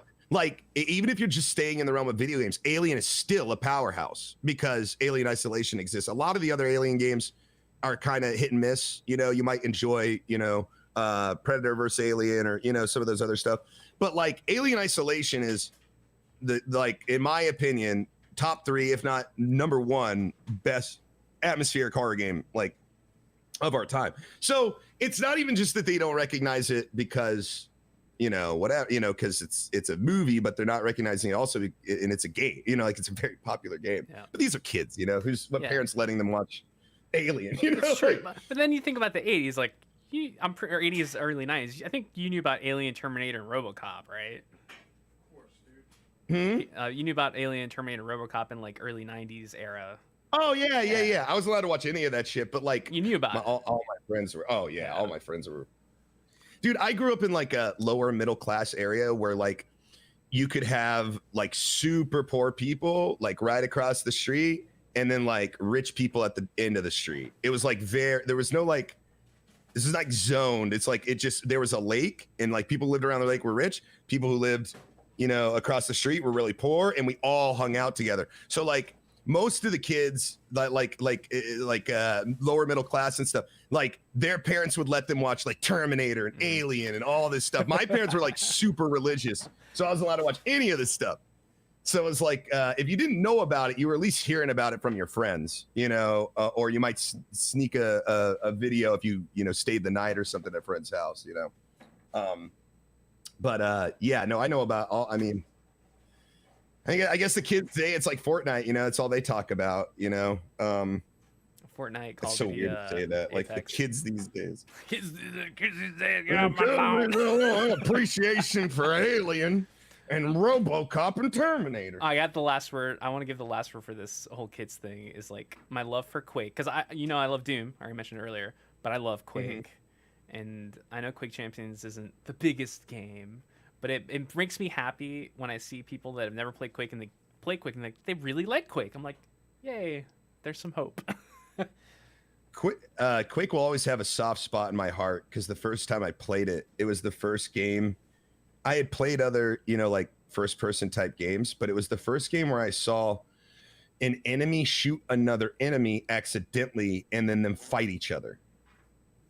And at the time, I know that sounds maybe crazy to people here, but like at the time, that was like a new thing. I come from like Marathon, from like the Mac, where like every enemy is out to get you, like Doom, every enemy is out to get you, Wolfenstein, stuff like that. And then you jump into Quake and it's like, they'll turn on each other. Like I was like, oh, so I spent like the first level just trying to get them to shoot each other and like get in fights with each other. And I thought it was so clever and everything, I love Quake. I kind of lost touch with Quake as I grew up, but as a young gamer, it was definitely a staple. I think it's just was that like the first game? Like, what was the first game that you feel like you played and like you loved? Like that was the one that like gripped you. That gripped me? Yeah, like grip. You're like, oh man, like maybe you don't even remember it, but maybe something that sticks out from your childhood or your youth or something where you're just like I don't know. Everybody's got that game, right? Besides Mario, because Mario's obviously again can't get past Mario. Yeah. I'd probably either have to give it to Metroid Prime, the first one. Like that was like a game I was heavily invested in. That like really stuck out to me. I'm trying to think of another one. It had to have been something in the N64. PJ says Turok. Oh, God, I love Turok. Golden. God, that was my jam. I think for me, it's probably Metroid Prime. I'd probably go with Metroid Prime, like a game that really gripped me, that made me realize, like, I really like video games. Like, of course, you like video games as a kid, but I think Metroid Prime was the game that made me like, oh man, this is it. Yeah, really brought you in. I think Halo was also close to that too. I think Halo and Metroid Prime are probably neck and neck in terms of like they grab you and you're like, this is something bigger. So. Yeah. That's awesome, man. Dude, I gotta say, I feel so chill right now. I'm having such a fun conversation with you. Like, I hope everyone in the chat's cool. Like, I am so chill right now. I'm just got my coffee. I'm talking about video games. Like, this is my element. So I appreciate it. This has been a lot of fun. Glad to hear. Glad to hear it. I mean, what was that? Oh, Mech Warrior. Dang, Mech Warrior. Oh, Jet Set Radio in their chat. Mortal Kombat. I grew up with a Mac computer. My dad was actually sort of ahead of the curve with technology and ended up buying like that like old Mac where like the tower and the monitor are all one and it's only like yay high, it's like very small. And I grew up playing that, and at the time my parents thought I was some kind of prodigy, like because I was playing these games. Like, you give any kid a cell phone or a tablet these days and they're gonna know what to do with it, in like a month or so. Like, kids just absorb that, but back in 85, these, cell phones are everywhere. No, not very many people had computers. There's no internet, So they let me on that computer, and I was playing old games like Dark Castle and just some other. I could just whatever. But the point is that like, shit, I've lost my point. Now I know I had it. Oh, I grew up with Mac. And there was a time when I was growing up with Mac where all the Mac games were leaving Mac and it was now becoming PC, IBM, like there was this era where I was losing touch with video games because I had no, like Macs were just losing, the gaming sphere. Yep.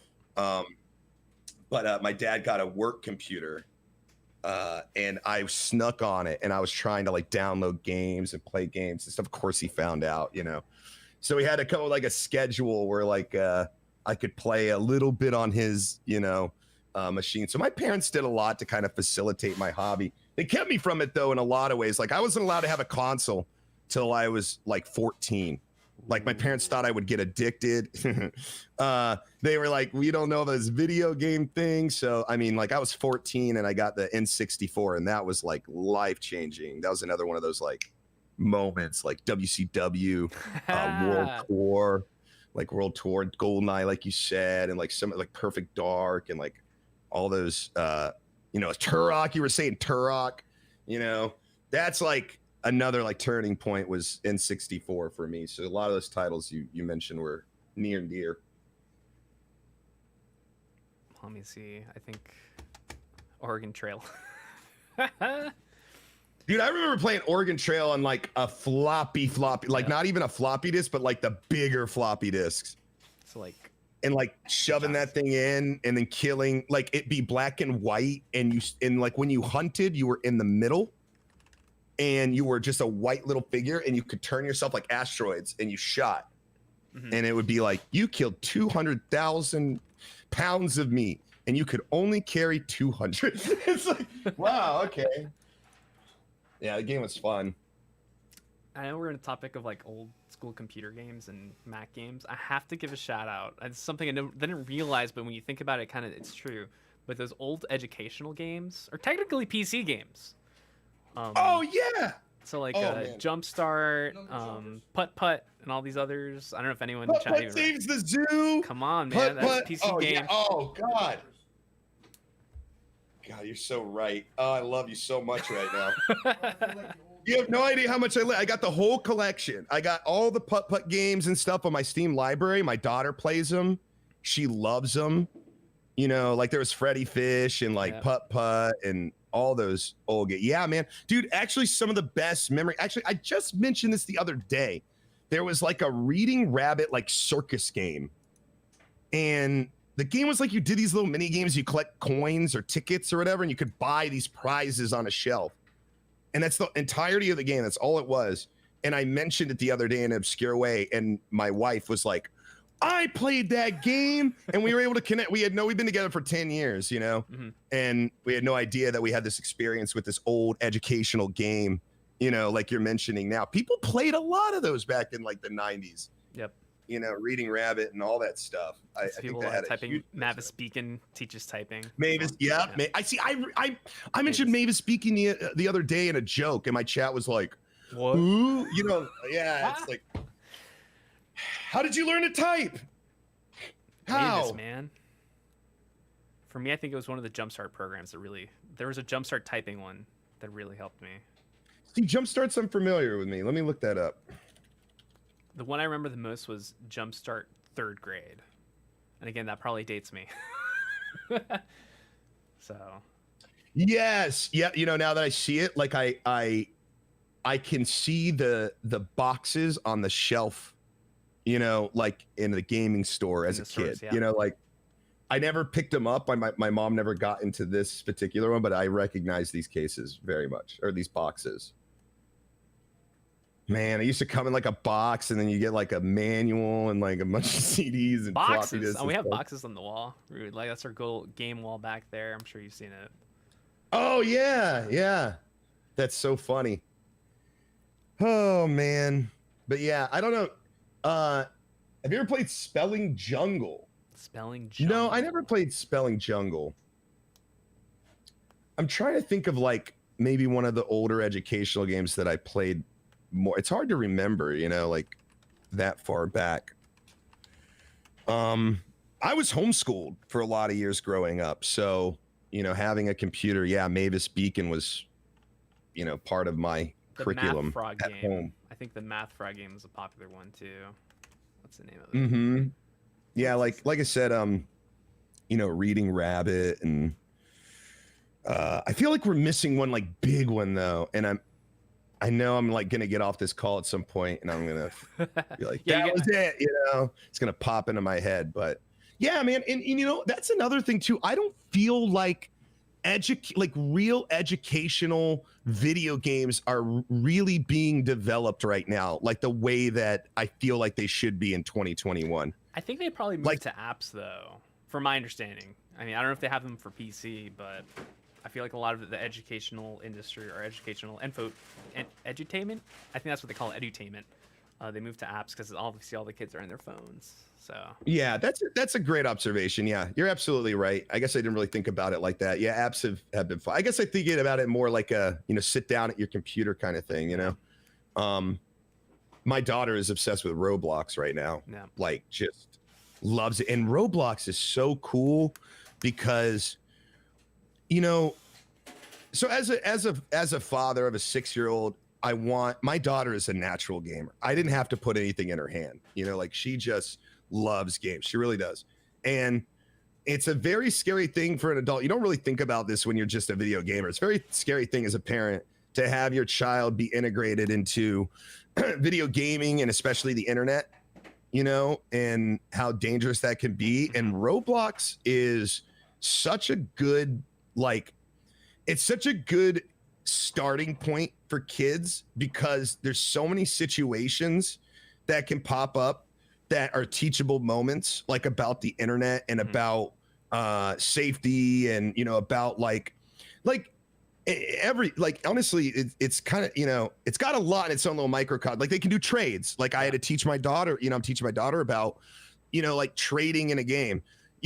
For her, trading is I like that dog, have my horse, where the horse is like a $50 Roblox horse. The dog is like this $1, like she doesn't see value in that way, right? The other person probably feels like they're taking advantage of her. She's like, yeah, I got a puppy, It's like those kind of situations can pop up, because they allow trading, but you can also limit so much as a parent where they can't really communicate with other people. You cancel the chat.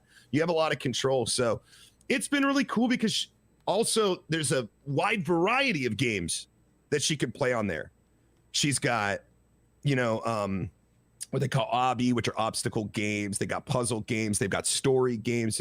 RPGs. They've got the whole gamut. So kids can start there and learn about all these different types of genres. They can learn about interacting on the internet, and they can do it in a pretty safe environment. And it's been great. It's been awesome. Their stock is dropping this March. Yeah, it should be soon, I think. Yeah, I'm gonna grab some up. Just you like the stock for her. You like the stock. I like the stock. Yeah, it's so funny that you mentioned that. All the stock market is just crashing right now, and the only stock I'm making money off of is GME. Good old GameStop. It's the only one. Anyways, we'll keep stock talk to a minimum. Talk. No more stonks. Leave that to But the internet to deal with that mess. Yeah. Well, I just got recently, with the craze and stuff. So my chat is kind of groaning. Probably I started talking about stocks again. But no, it's really cool though. Like I really appreciate that sort of atmosphere for my daughter to be able to expose herself to a lot of different genres and other people. And so funny, the other day she she got kicked out of the house that she was in. She plays this role play parent kid game, and one of her perceived, she called her, that's my best friend, kicked me out. You have to be like, babe, you saying that's your best friend, but that's not your best friend. You're like you don't even know that person. Like, what's their real name? And she's like, and see, you don't really know this person. This isn't your best friend. This is just somebody on the internet you've enjoyed playing with, and you can't let it get to you. And those teachable moments are so important on that scale because the internet and gaming and online is a very dangerous thing. As a parent, it's very scary. So yeah, I appreciate Roblox is what I'm trying to say. That's cool. I mean, I'm given my age, there's no reason for me to really look into Roblox. One thing I have noticed with Roblox, at least in terms of developer aspect of so many teams making stuff and making a lot of money, creating content in Roblox for so many players, for different age ranges, especially leaning more to kids. Yeah, well, I mean, there's so much content that comes out of Roblox between, even creating jobs. Out of, if you think about YouTube videos, oh God, kids' YouTube is insane. Those kids just watch those videos over and over and over. They get billions, millions of views. They're nuts. But the YouTube video or YouTube channels that have started Roblox, almost like Minecraft, all the people that took off with Minecraft, all the craziness of that. Roblox is very much the same way. So it's creating jobs, it's creating creativity, it's creating an atmosphere for kids to kind of get integrated. it's really cool in its own way. I have a hard time with it, like you know, at 35, I'm kind of gaming at a different level. But there's even some games that I love in there. They have this game where you just break your bones. It's like the Hall of Meat from Skate. So like we jump in there and we're just jumping off cliffs and trying to ragdoll our bodies so we do as much damage, and we're just loving it, you know. So, anyways, I digress. Baki Hanma20 in Twitch says, my kids learned to code because of Roblox. There you go. Oh, Baki, what's up, man? It's pretty cool. Baki's a streamer, good dude. I think he's been doing some old school games lately, if I'm not mistaken. Yeah. I mean, my daughter's interests in things and gaming and stuff like that have definitely broadened since she started playing. She hasn't done coding yet, but I don't know. It's really cool to see where video games have come or reached at this point in 2021. Like just seeing like that vast landscape, because of course, you know, you got your battle royales, you have your indie games, you have cool hits like Valheim coming out that captures such a massive audience, created by a really small team. Again, another hit, right? Kind of another indie hit. It's awesome. I played it. I'm at this place right now where if I told my stream like early on, I'm like, I'm gonna play this. I'm gonna give it a good go.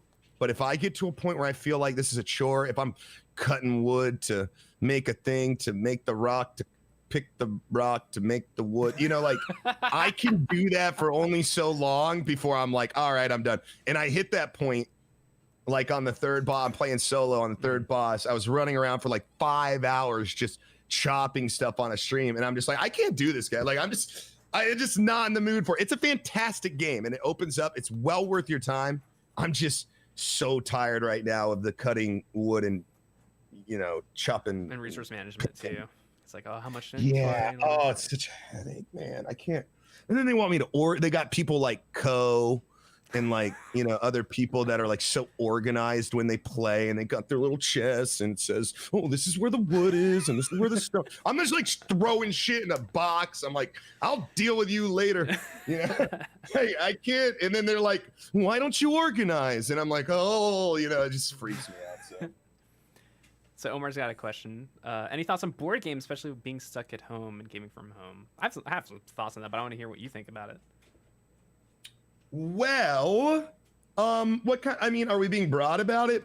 I think Games, it seems like a general question. Board games and home. I mean, there's stuff like Tabletop Simulator. I know Jackboxing is technically a board game, but it's kind of board game-esque in terms of its design. Well, so a couple things. About a year and a half ago, actually, Alivard in the chat. Yeah, he's saying it right now. Gloomhaven. Alivard was nice enough to send me a copy of Gloomhaven. If you guys don't know what Gloomhaven is, it's basically as close as you can get to D&D with a regulated board game, you know. And it is a lot of fun. And my friends and I, we were getting together about once or twice a month, sometimes a little more. And we played it for like a year. And it's a game that you can really play that long. I mean, you can play it for years, really. And you're constantly like unlocking things, doing battles, stuff like that. But when COVID hit, we had to kind of take a back seat. And then it's one of those games, like if you don't keep up with it, it's hard to remember where you left off. Mm-hmm. And then we got confused. So we had to back out of that. So we're not playing Gloomhaven anymore. But if you haven't played Gloomhaven, I really suggest it. Then we kind of recently, back in December, started getting into the more like traditional D&D, because a lot of them haven't done D&D. So like Gloomhaven was kind of a nice stepping stone, right? That's like a, what do they call them? The word's leaving me. It's like the starter game, or there's a term in board games about that. I know what you're talking about, but I can't think of it either. I wish I could help you. Chat will probably help you. Yeah. Somebody out there knows. But yeah, I like board games. There was a moment there where I was starting to really kind of get, like, I went down to the hobby shop and was just checking out all the different just different types. I really like RPG board games. So I bought this game called, I think it's called Crank, or Crank Dungeons, something like that. I played that a few times. But I think there was another thing I wanted to talk about board games, but I can't remember what it was. Like, I'm not like a super fan of board games. Like, I'm not. I know some people get like really into it. I'm more of like I'm like an amateur board game enthusiast. I feel like I'm the same way. I do enjoy the occasional board game though. I know Tabletop Simulator is like a good, like, open, or there's just so much possibility in Tabletop Simulator. I'm not sure if you gave that a shot or if you have it. You know what else? That reminds me. You just reminded me what I was going to talk about. Talisman. Oh yeah, Talisman. I really enjoy. I have not really delved into Tabletop Simulator specifically, but I'm not unfamiliar with like virtual board games. But so like my go-to is Talisman. Mm-hmm. I really enjoy Talisman a lot. In fact, we did like a long stream one time of a Talisman match. I mean, that thing went like 10, 12 hours. Oh my god. Yeah, it was nuts. But that's really, if you guys, like RPG and you like board games and you like virtual board games, check out Talisman.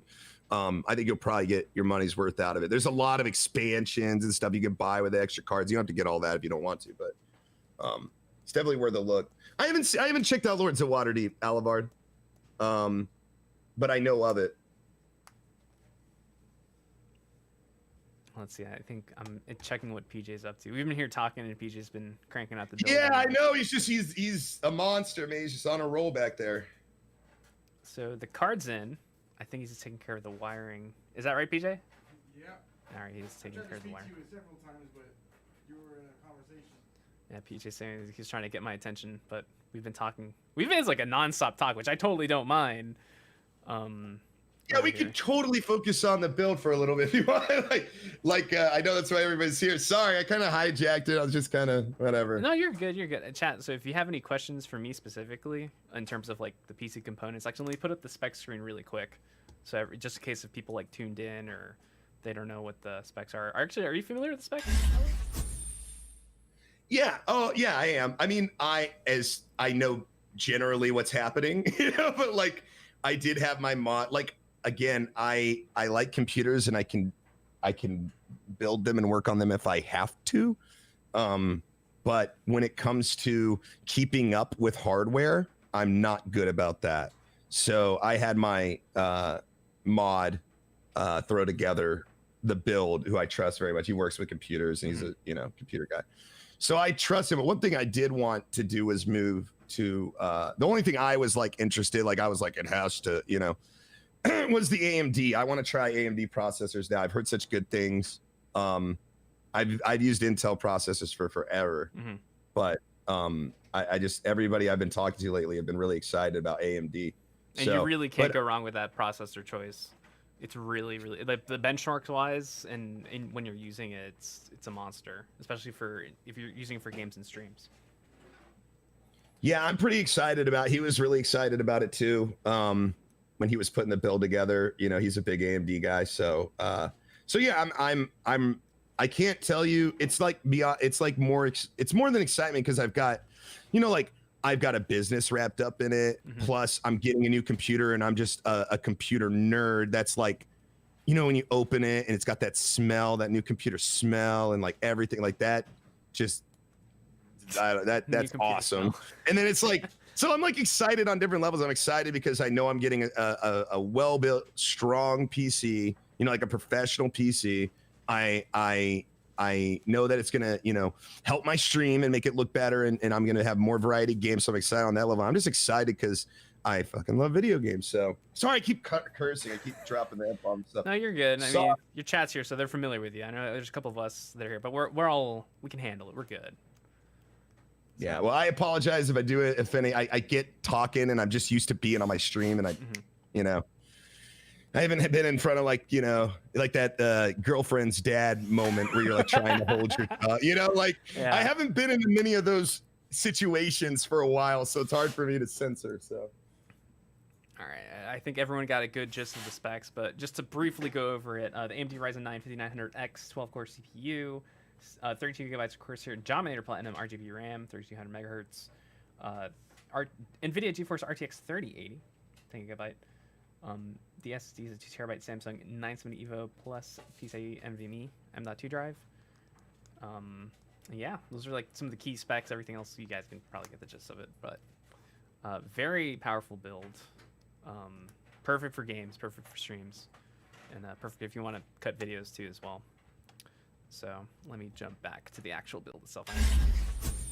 Busy in the wiring. PJ, if you can hear me, the second camera decided to take a vacation and is not working. This one? Yep, it is not working. It's not working. Yeah, it was working earlier, and it just feel like the headset decided to take a vacation.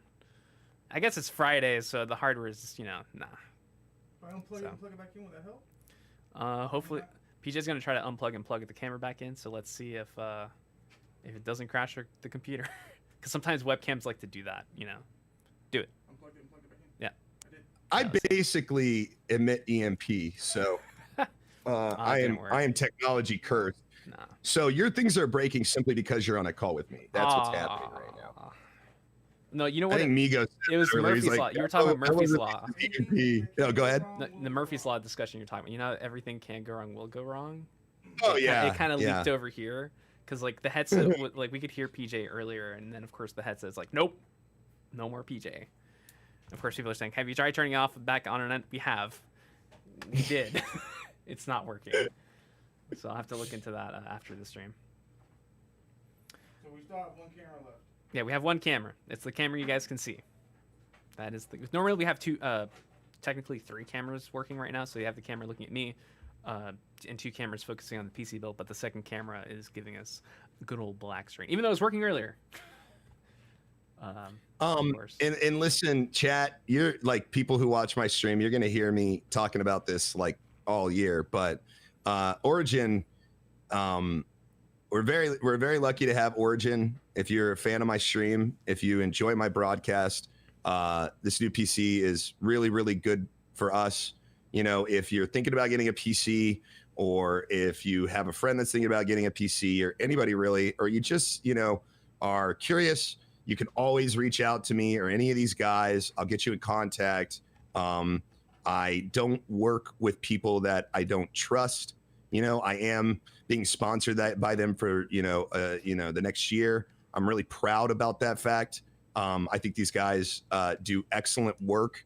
And, so I'll just start now and say that, if you guys need anything, let me know. Because you really can't. These guys are, they're top of the line. So, and they've been really good to us. So I wanted to make a point to say that, I do have to be kind of getting out of here soon. All right. I've got a sponsor stream here in about an hour and a half. I got you. So I'm just glad you're here to begin with. We appreciate any time guests decide to spend on the stream. Dude, if you wanted to like go hang out or like, you're a really easy person to talk to. You're a conversationalist. Thank you. It was really easy. I was like, I'll stay for an hour and see what happened. I'm like 2 hours in because I've just been having a great time. So I really appreciate you having me. It was a lot of fun. A lot of fun conversation. Absolutely. I appreciate all the nice words you said. I really wish PJ could hear and interact because he would probably say nice things about you as well. And you guys talk and be like, oh, it's great. It's great. But I only say mean things about Lewis. PJ only says mean things about me. He can only say mean things about me too. I'm fine with it. Really. Is there a follow? No, we don't have a follow command, unfortunately. But yeah, Elo, just are you good to go or to head out, or any last words? Yeah, I think probably now is a good time. Okay. Mention it, so if I stay any longer, it might be weird. You get trapped. The next thing you're like, oh, I got to do the sponsor stream. It's better to give you that break so you can. Yeah. I need to go use the bathroom, take a shit, get ready for the stream, make sure everything's set up. So I am gonna pop out of here. But thank you again. I can't wait to work with you guys over the next year. And beyond, really. I've always been a big fan of you guys and spoken well of you, in or out of a contract. And I know that my stream will really appreciate it when we get that, that next level quality. So yeah, I really appreciate it. So thank you for taking the time. The build looks awesome. It hit all the specs that I wanted. And yeah, I'm really excited. I'm honored. So thank you. Awesome. Thank you very much again. So have a great weekend. Good luck with the streams. And can't wait to get the PC over to your end. PJ out. Say bye. Yeah. PJ, say bye. If he's got two more minutes, then power it on. Oh, wait, nah. So I don't know how much I- time you have left because PJ says if you can wait a few more minutes, he could probably power it on stream. Oh yeah. I can wait. He doesn't have to rush. I'm not. It's fine. A couple minutes. I'm looking at these parts though, and I'm going like, if I took that graphics card and that circuit board, and I made it to the extract, I could sell that on the flea market for. I mean, what are graphics cards going now on the flea market and crazy. Escape from Tarkov? Yeah, Oh! he just did it. Perfect timing. Since we were just talking about leaving, we could just wrap it up here then. Computer. Oh, Spiky in the chat is the person who threw this build together. Spiky 770. Hey. Oh man. Oh! PJ, feel free to move the camera around if you want to get closer. You can talk some parts. Just want to make sure it posted. So you can see the RGB lights are already off to the races. So you can control that via IQ software, specifically the fans, the CPU cooler, and the RAM. I think for the graphics card, you might have to use separate software. It goes to MSI Dragon Center. Yeah, it goes to the Dragon Center. But for the rest of the lights, you can control them and have them in sync, or turn them off entirely if you don't want the RGB. As you can see there, we got the all-in-one cooler. We got it mounted to, or the radiator mounted to the top. The two Dominator RAM sticks there. The motherboard's back there. Oh my god. Fans there. Lots of fans. I didn't realize how many fans. Like we're going in first. That's good though. That's really good because I'm in an office on the second floor and it's Florida. You know, so like it can get really hot up here. So that is, dude. You ever been excited about something you can like feel it in your chest, but you're not like. You didn't feel it till you like saw, you know, like you were immersed like in that moment, like that, like when you turned on the lights and everything, I was like, oh, it's like real now, you know, like it's like a hit. I think for me is that's when I finally got my 30 series GPU in December, because like you order it and you're like, oh, it's not real, it's fake. Like I've gotten so many orders canceled, it's not real, and then of course you get it, you're like, oh, it's happening. This is the it's happening moment. Yeah, like it's you can even like watch him, you know, putting together until it lights up and everything. You're like, oh man. Oh, dude, we're gonna have chat. If you're if you're a viewer of my stream, we're gonna have some fun with this, man. We're gonna have so many. There's so many good times. We are looking at a memory creator. All right, this is a good time machine. A good time machine. That's a good way to put it. It's a good time creator. All right, this is a memory builder. All right, that's what it is. Oh, he turned out the lights too. Oh, and let me move my thing. Hold on, let me hide myself. How's that? Angle the camera upwards. There you go. A little bit up, up, up. Perfect. Let's see how it looks in the dark. Those fans just create so much light because it's the dual ring fans, the LLs. Those are QL. Oh, they're QLs. Okay, on the spec sheet it said These are the L. top of the line. So these are the QL fans. These are the biggest, baddest ones we got. Yeah, so they have I feel like 36 lights. Go ahead. No, I think each fan has 36 lights if I'm Yeah. correct. The QL fan has a ring look in the I front. feel like we should all be shrunk down and we should be dancing on the video card. That's what I feel like that this is a club and that we should all be in it. I'm down for that. It's, you know, blasting Daft Punk. We're good. Come on, then you got like the wind blowing from the fans, the lights go. Yeah, Daft Punk in the background. You know, we're crying, but we're also happy. Oh man. Nuts. Just nuts. Thanks, Scott. Thank you so much, guys. It's beautiful. I cannot wait to stream on it. I really can't. I know these guys can't wait either, so. Hell yeah. Of course, you know. Please no rave sticks. You don't need them. Plenty of lights. I mean, if you really want to, you know, you get in the mood, you want to light things up a bit. All right, I'm gonna give chat a couple moments for questions because I'm gonna go ahead and wrap up the stream at this point because we're pretty much good. Let me put up the spec screen while PJ's cleaning up, and I will answer some questions if you guys have any or whatnot. I go back and listen. To Please don't send that through the mail. Ronimus, the last Origin PC that I got through the mail was in like this wooden case. I assume you guys still use that. Yeah, we use the wooden crates. We case. still use the crates. Yeah. Yeah, I mean it's really secure. It's sort of iconic. I feel like for you guys a little bit. At this like, point, yeah, for sure. It's kind of like part of our image of the fact that we do ship our systems in a crate, and it's so secure in that aspect. And a quick short story is basically the reason we did that is because when you're shipping computers in the snow and UPS is very mishandling, cardboard and snow doesn't mix. That's the short version. Well, so the PC that got messed up by UPS, I'm not going to say they did a bad job with shipping it, but it was not a wooden crate. It was not that, and it got destroyed. I mean, it was bad. It was really bad. So no, I think it'll be fine. It was fine last time. Those wooden crates are insane.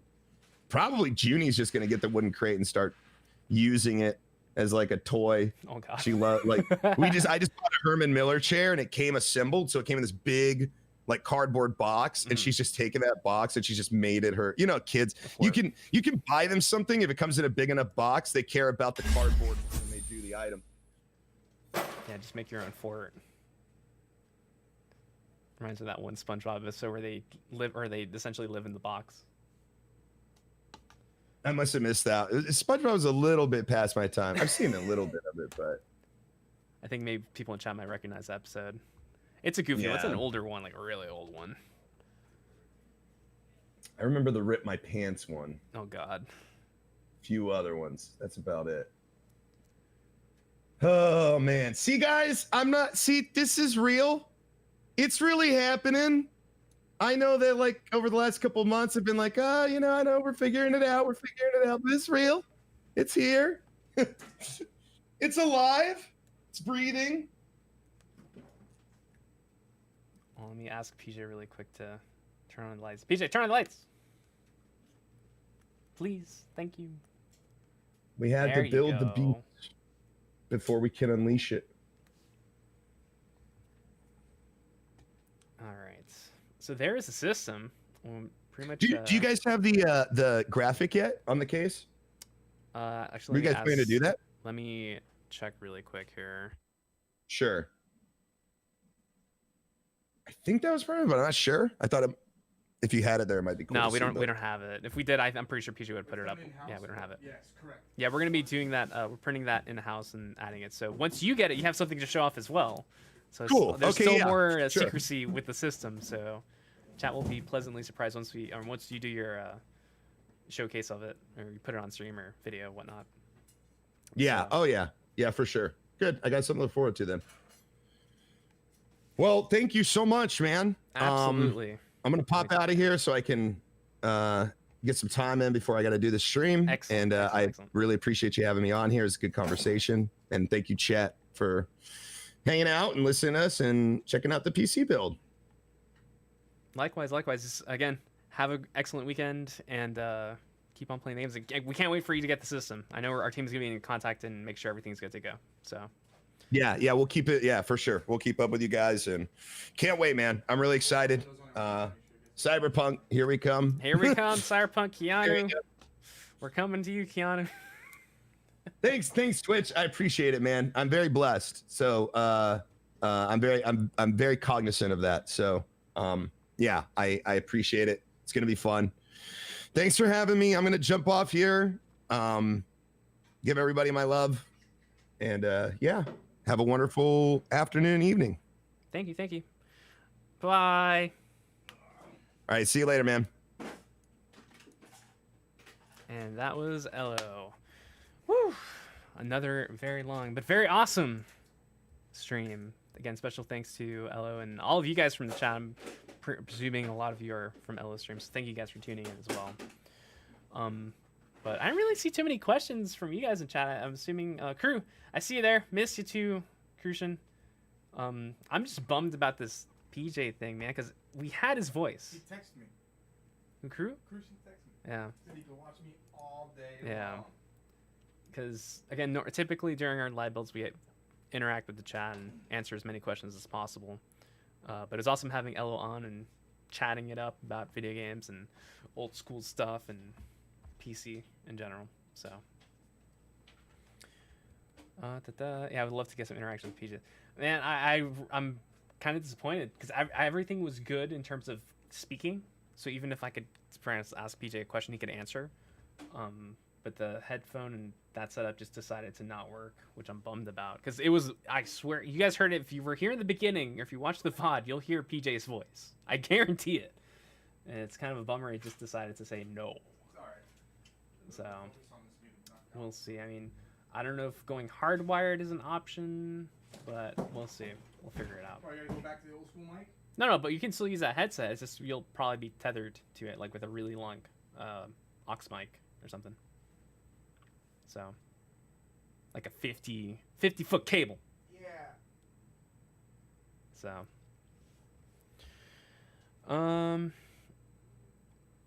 yeah, and there's how I got to talk with Lamb. I'm sad. Oh. Let's see. Anyone else? Actually, it's actually I'm extremely pleased. So, I'm glad to hear it, Evo. Let's see, using Discord helps. I mean, that's one of our ideas we were considering, but it's just nice to have everything in the PC side because sometimes PG uses the drill, so I can mute him. I mean, using Discord probably mute him as well. But it's just gonna be weird because you might hear a delay in his voice. Because I don't know if there's a delay with my voice. No, there's no delay. But if we do use Discord with PJ, you probably could hear a delay there. So, but that's for us to figure out. But at least we got to hear Ello fine and you hear my voice. And hearing my voice is no issue. But the thing is, when you add 2 headsets to a PC, you have to use extra software to do so. Is that Corsair I see in there? It is Corsair. There's lots of Corsair stuff in there. No surprise, given that we are part of the Corsair family. Putting in a lot of Corsair components in our hardware. So, this is a separate build that PJ is working on. He's just gonna, we're gonna close the stream off here in a little bit. He's just gonna be working on this in the room. Nothing with secret sauce. It's just pretty. Yeah, it's a cool looking build. Look at that. And this one's gonna be actually custom. This is not Ella's PC. This is a separate PC. He's gonna be working on it. So, what was I gonna say? Yeah, it's pretty much it. We're gonna go ahead and wrap it up again. I'm gonna give you guys a minute, 2 minutes for questions, comments, whatnot, because I haven't heard anything, which is weird. Normally, all you guys are popping off with responses. So let's see. Because I'm gonna close it up because I just got summoned for a meeting and we want to wrap it up.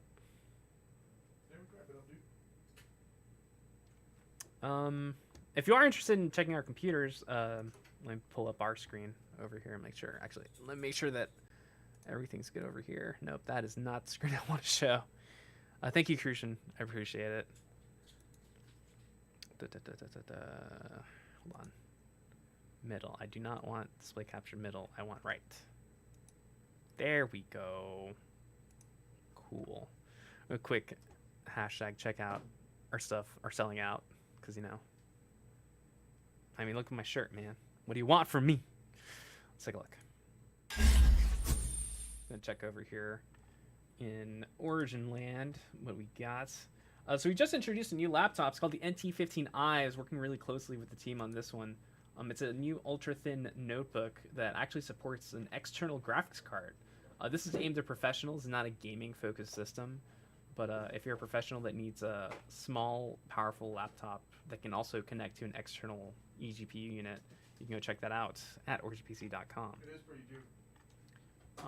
Again, I think to me the big factor of this one is the fact that you can take it with you on the go. It's got a massive battery life.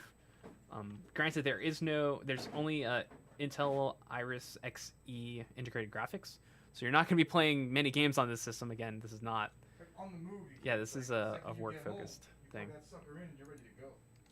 What else we got happening over here? Just always checking the board.